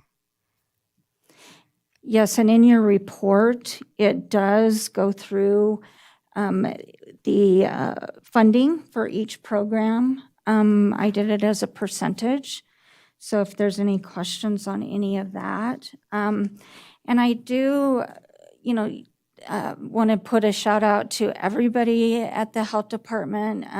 It's been a extremely stressful period, and everybody continues to show up the next day and willing to work hard and get through this. So I'm very appreciative of my staff, and we can't do the good things that we do without them.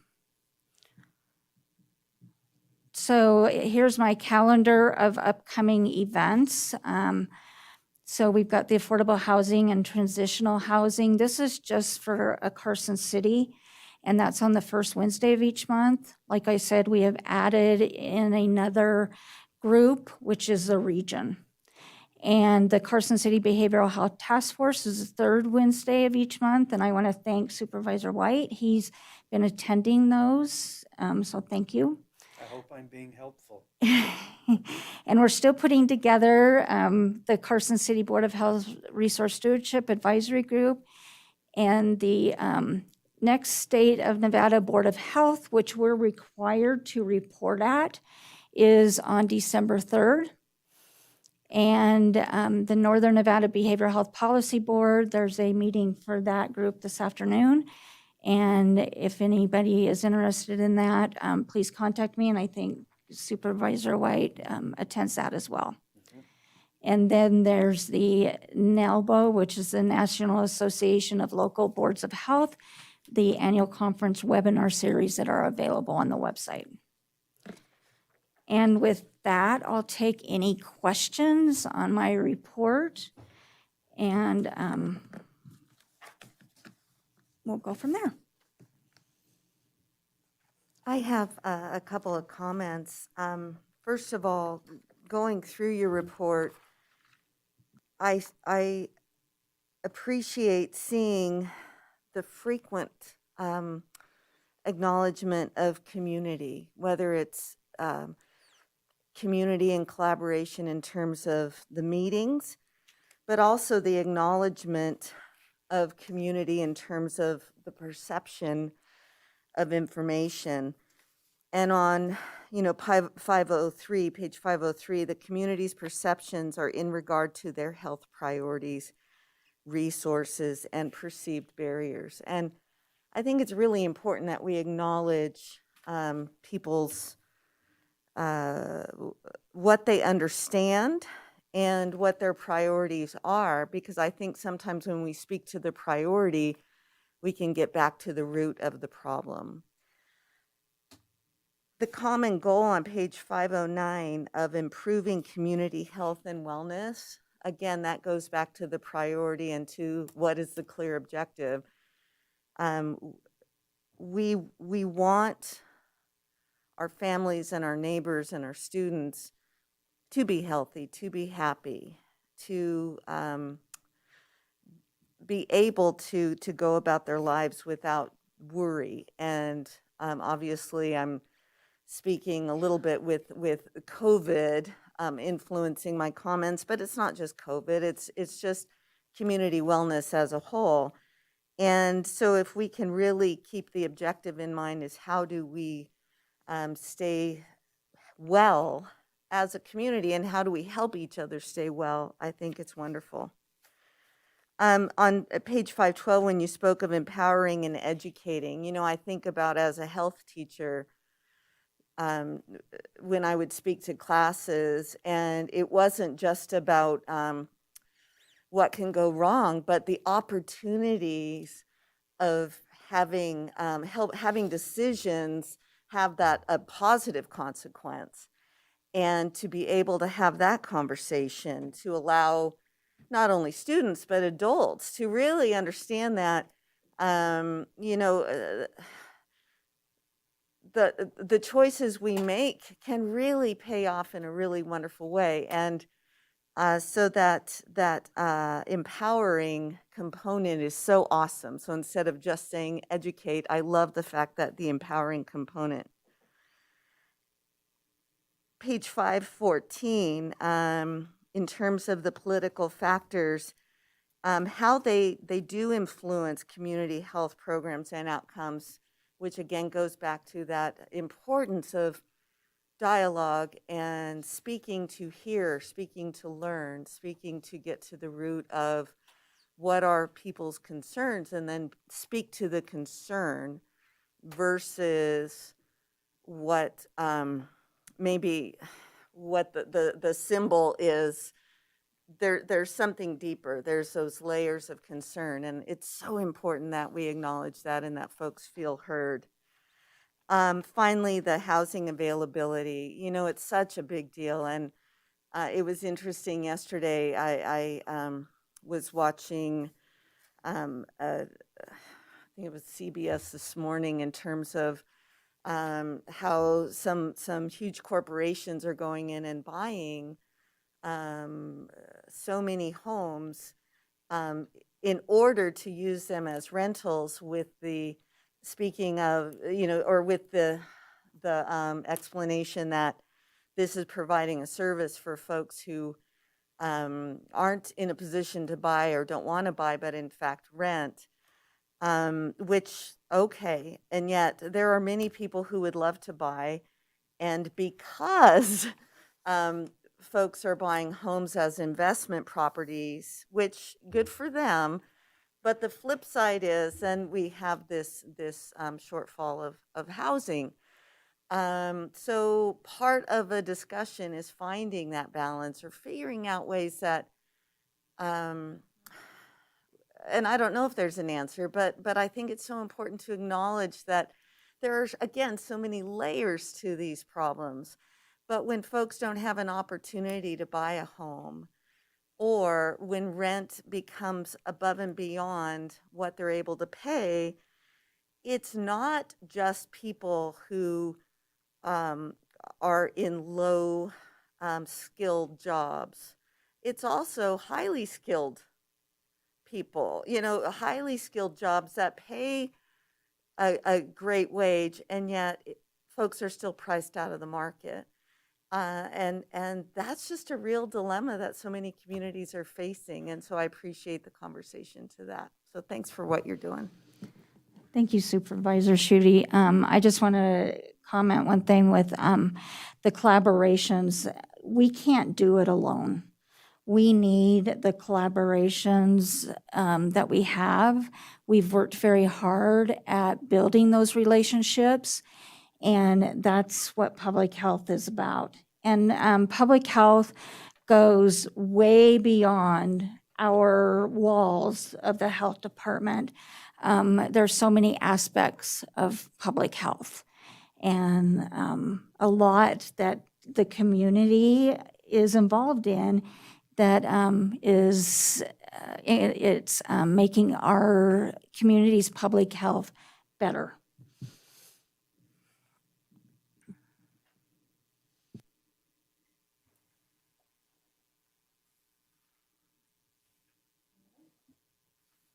Want a proposal or? Yeah, do we have Okay. a motion to? A motion.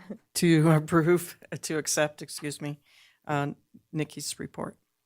I move to accept the director's report. We have a second? All those in favor? Aye. Any opposed?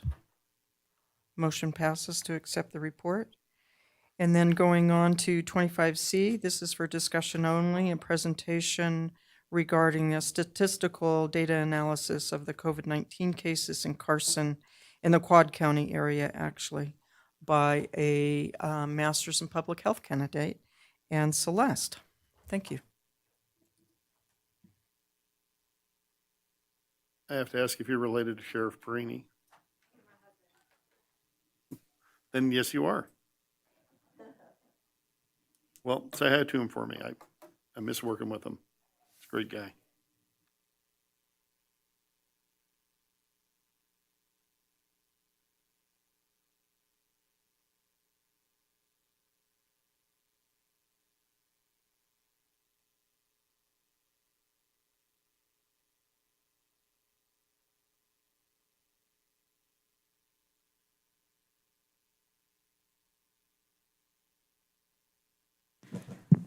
Well, she gets her presentation up.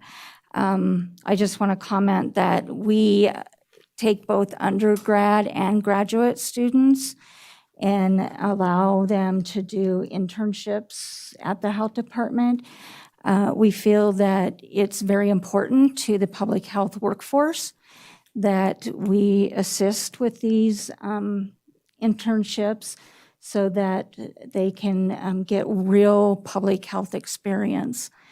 And so Celeste is one of our part-time employees. She also worked very intricately with the COVID response early on. She was one of our investigators during that time.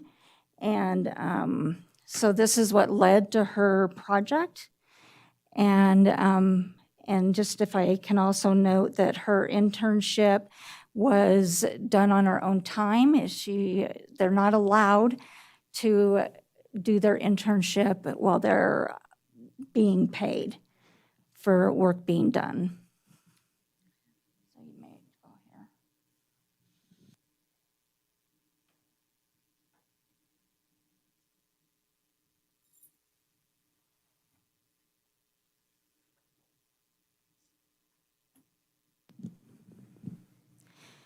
And then if I can also just add that next meeting, we will have another intern that's presenting, and it's kind of goes right along with Supervisor Schuette's comments, and it is looking at health in all policies. And at that time, we'll also really dive in deep on the county health rankings.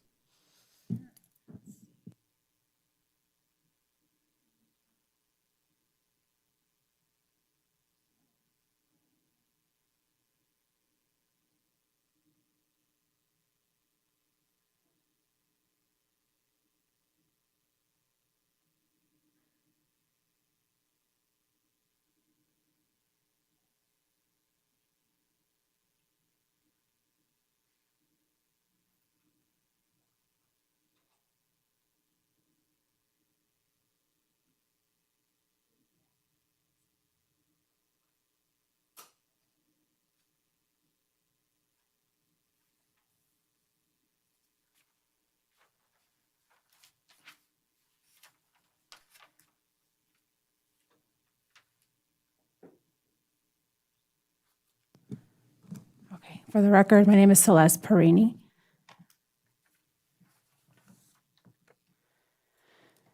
Alrighty.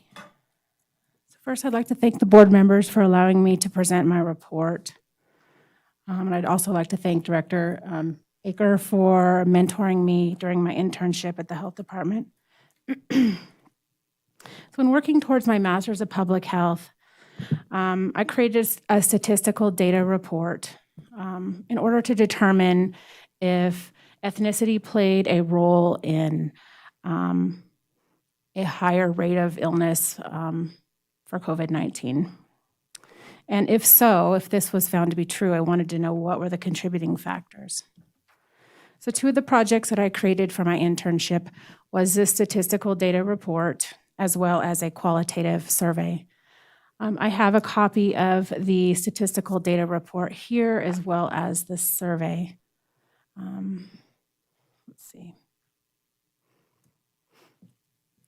So why did I choose this particular topic? Well, as Nikki said, or Director Aker said, I worked in the investigations department at the health department during the beginning of the pandemic. And I kind of started to notice that there was perhaps an ethnicity disparity with regard to COVID cases, leaning towards the Hispanic population. In early October of 2020, I left the health department and went to work for a local healthcare system in an acute setting, where I also began to notice that there may be an ethnicity disparity. Myself and my colleagues there kind of were questioning that. So when the opportunity came for me to be able to choose a topic for my research project, I thought that this would be a good kind of project to look at just to see if what I was seeing or what I thought I was seeing was in fact true. So the data set that I worked with had 6,214 cases. The date range of the cases were April 8th of 2020 through May 7th of 2021. So somewhat the beginning of the pandemic, kind of into the heart of it. Demographically, the median age of cases was 43 years old, and the female gender was slightly more represented at 52.14%. So right away, you can see when it's broken down, there really is no ethnicity disparity in the majority of the cases. The non-Hispanic community is represented at 70.6%, and the Hispanic population is 29.4%. There was another ethnicity reported, and that was a Pacific Islander. That was one case, so I didn't include that further in any studies, or any analysis, rather. One thing I'd like to say, though, before I move on, each variable, so when an investigator conducts a kind of an interview with a case, each variable is asked a question. There were several unknowns reported for answers, and in some cases, an unknown can lead to or did lead to a possible limitation in the study. And in other cases, it was just a legitimate response. So when that comes up, I'll be sure to let you know. So for this data set, the severity of illness, I looked at hospitalizations. I had no death data in this data set.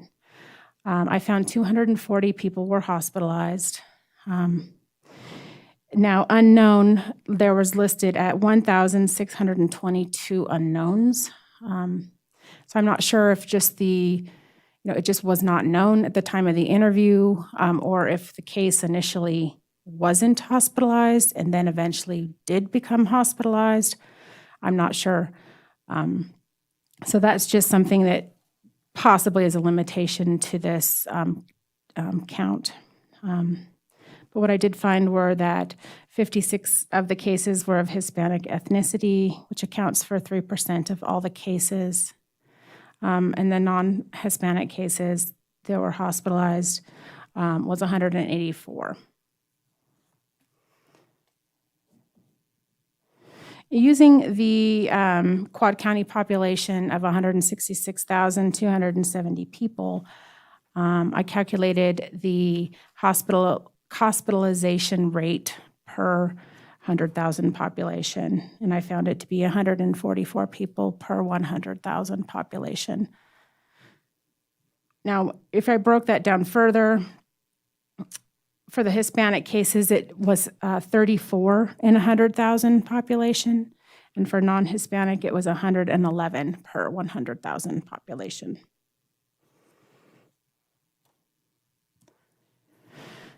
The location of cases was also looked at. We found that the location, or the county rather, with the highest cases was Carson City. Second, Lyon County. Third, Douglas County. And fourth, Story County. So in no instance was the Hispanic case count higher than the non-Hispanic case count with regard to location. However, in Carson City, I found that 43% of the cases were of Hispanic ethnicity, and 57% were of the non-Hispanic community. And just kind of breaking down the data further, looking deeper. As of July 2021, within the state of Nevada, there were 37.2%, or rather 32.7% of all the cases in Nevada were of a Hispanic ethnicity. The total Hispanic population for the Quad Counties is 30,074, or 18.1%. 24.4% of that are the Hispanic population within Carson City, or account for the Hispanic population in Carson City. So statistically, this is important because, as I said,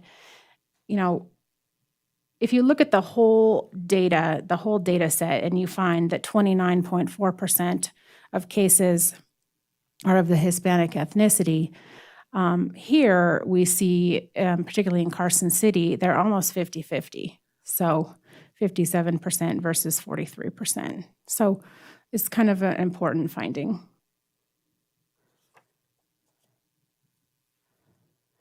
Source of infection, so this is how somebody would have been exposed within the community.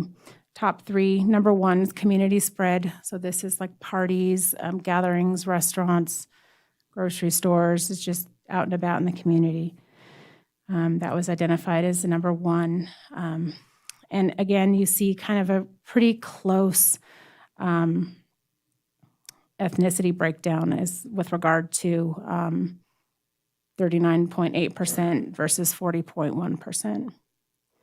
Household spread was second. And here we have a more kind of a outstanding comparison, whereas the Hispanic community for household spread outnumbered the non-Hispanic community. And workplace spread came in third. Unknown, this accounted for 23.5% of all cases. And this is a legitimate response because many times people don't know exactly how they were exposed. So that's definitely included.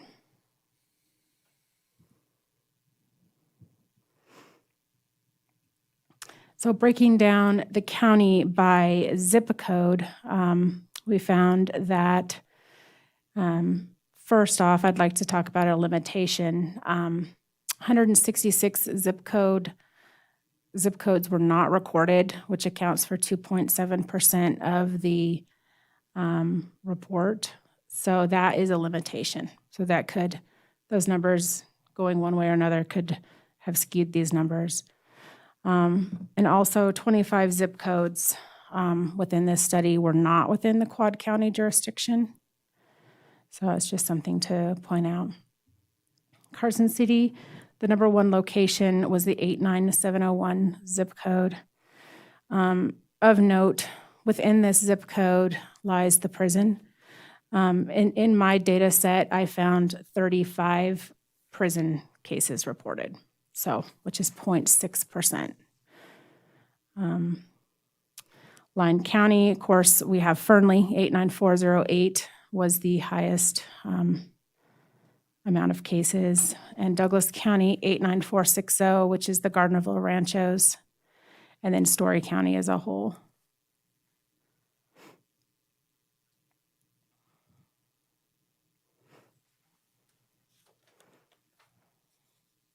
My qualitative survey was really fun to do. This was done through SurveyMonkey, and I sent it out to Carson Medical Group, Carson City Fire Department, the Health Department, the Public Health in Douglas County, as well as the Carson Valley Medical Center, ER. And I asked the people within the survey if they had worked between March and September of 2020. And the reason I chose those dates is because that is primarily when I worked in the investigations department at the health department. So I wanted to kind of see if what they say kind of matched what I was seeing during that time. So I had 49 responses. 53.4% were bedside diagnostic treatment professionals, and then 32.5% were within public health realm, so investigations and quarantine. And then the remainder were support staff, testing, pods, call center, scheduling, all of which are very important points of view. So with regard to my findings, yes, there was a thought to be an ethnicity disparity for COVID? And if so, what ethnicity did they most identify with? And that was the Hispanic population.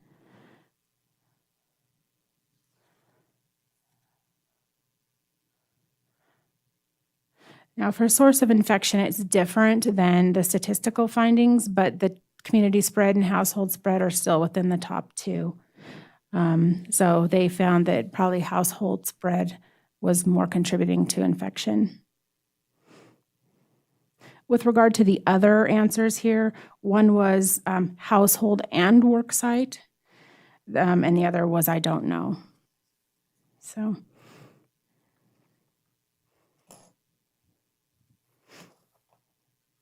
And the final question on the survey was, in your professional opinion, do you believe ethnicity plays a role in a more severe course of illness? And 63% of respondents said either they agree or strongly agree. Oop, how do you go back? That was boop. All right. So mitigation strategies. When I asked questions to the healthcare providers and public health professionals on my survey, I got some very interesting answers. The primary ones that they thought would best be able to kind of address this issue, basically I said, what could be done to mitigate the ethnicity disparities? The number one answer was more public health information, education in a variety of languages and venues, and that was chosen most at 32.65%. The next one that they said would be beneficial is more consistent messaging from top governmental agencies. And third was workplace outreach. So speaking to employers and just kind of educating them.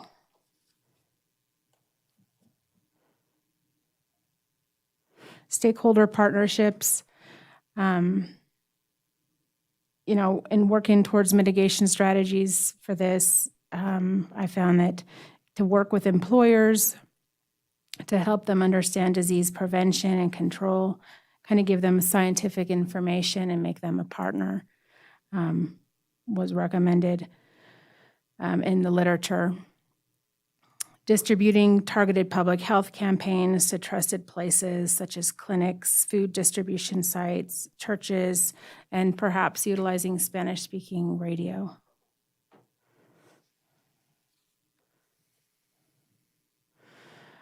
Now, the medical journal Preventing Chronic Disease, which is published by the CDC, is starting to recommend enveloping COVID-19 into chronic disease programs. So I'm not sure how that would look, but I think, they're just kind of looking forward and just kind of creating it now as an endemic, so something that's kind of here to stay. Rural outreach. Project ECHO with UNR is a great partner. The state of Pennsylvania worked with their Project ECHO in the beginning of the pandemic, and they created a lot of webinars, social media outreach, flyers, and they were quite successful. And our Project ECHO primarily is like a telehealth format. So maybe in partnering with them for virtual clinics, targeting healthcare providers, employers, and the general public may be a benefit. Right now, Project ECHO in Reno is working on COVID-19 in nursing homes. So they're kind of dipping their toes in that as well. So to recap, most cases were found in Carson City. Statistically, community spread was the most common, whereas the Hispanic and non-Hispanic were nearly tied. Household spread was most identified in the survey. The largest ethnic disparity was found within household spread. And no evidence in a total ethnic or ethnicity disparity, but when it's broken down, there are some positive findings that were discovered. And that's all. Any questions? Just a comment. So when I looked at the data that you presented earlier, it looked to me like relative to percent population that there was a higher case count among Hispanics. But was it not statistically significant? A higher case count in general, or with regard to? If you go back to the some of the numbers there, so you're saying, it was like 50-50 Hispanic and non-Hispanic in the numbers, but Hispanics don't make up 50% of our population. What, when it's broken down by location, you mean? No, by ethnicity. Anyway, and then obviously a greater trouble with the household spread, and I suspect that those households have a higher percentage of people in the household, may have a higher percentage of younger children in the household, et cetera.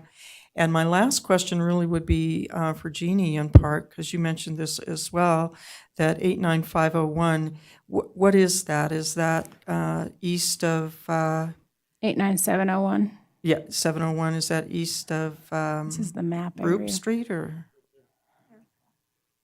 Okay, so in that's a big area, if it's all Yeah. that red zone, is whether or not we can target information to that by mail or, since it's a zip code area, have we targeted information to them, that area code?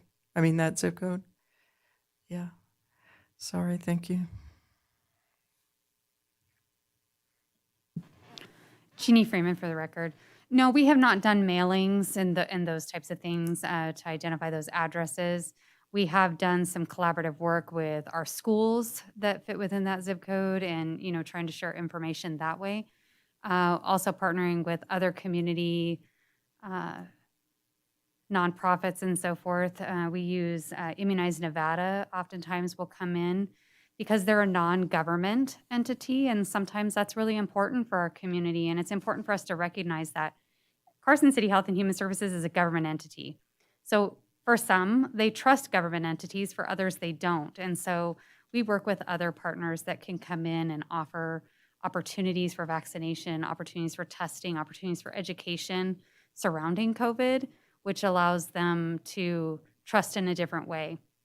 One of the key things that we've done in the last couple of months is that we worked with Partnership Carson City, and they had the Mexican consulate that came into town, and we offered vaccine at that event. And so we were just available, and we had a lot of people who were coming to visit with the consulate that asked a lot of questions.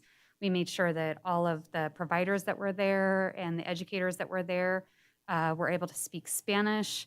And we were not dressed in government attire. We were very conscientious about the environment and who we were serving. And we were not there to press. We were there to invite the conversation and to invite the opportunity.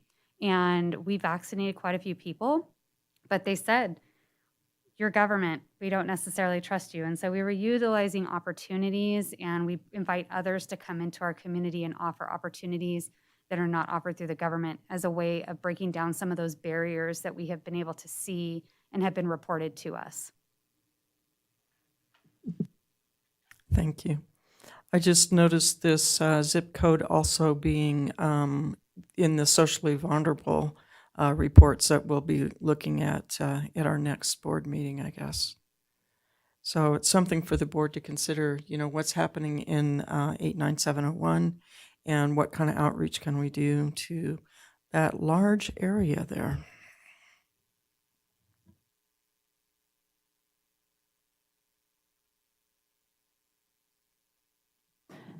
Oh, I was looking at the case locations with the percentages.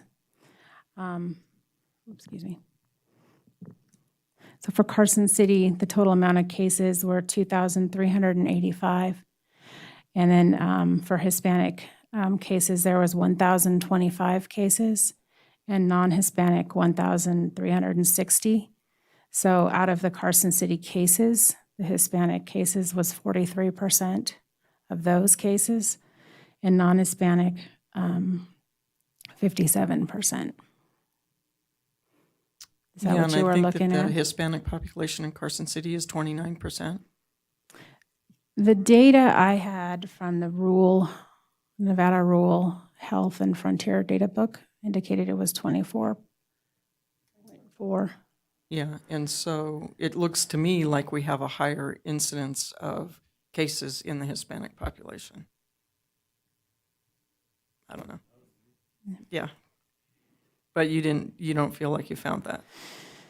Not particularly in this data set. Okay, okay. There's not a statistical It finding wasn't a out of the p-value whole. or whatever? No, it was Okay. not, ma'am.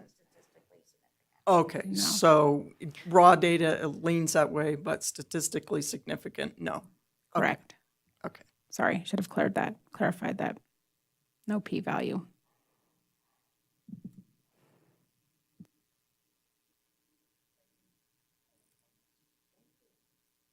Thank you very much. Appreciate it. Do we need I will ask for any further public comment. Is there any?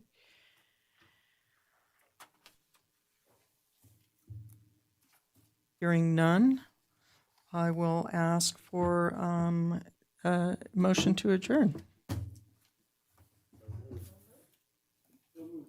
Okay, so moved. Thank you for the instructions. Appreciate it.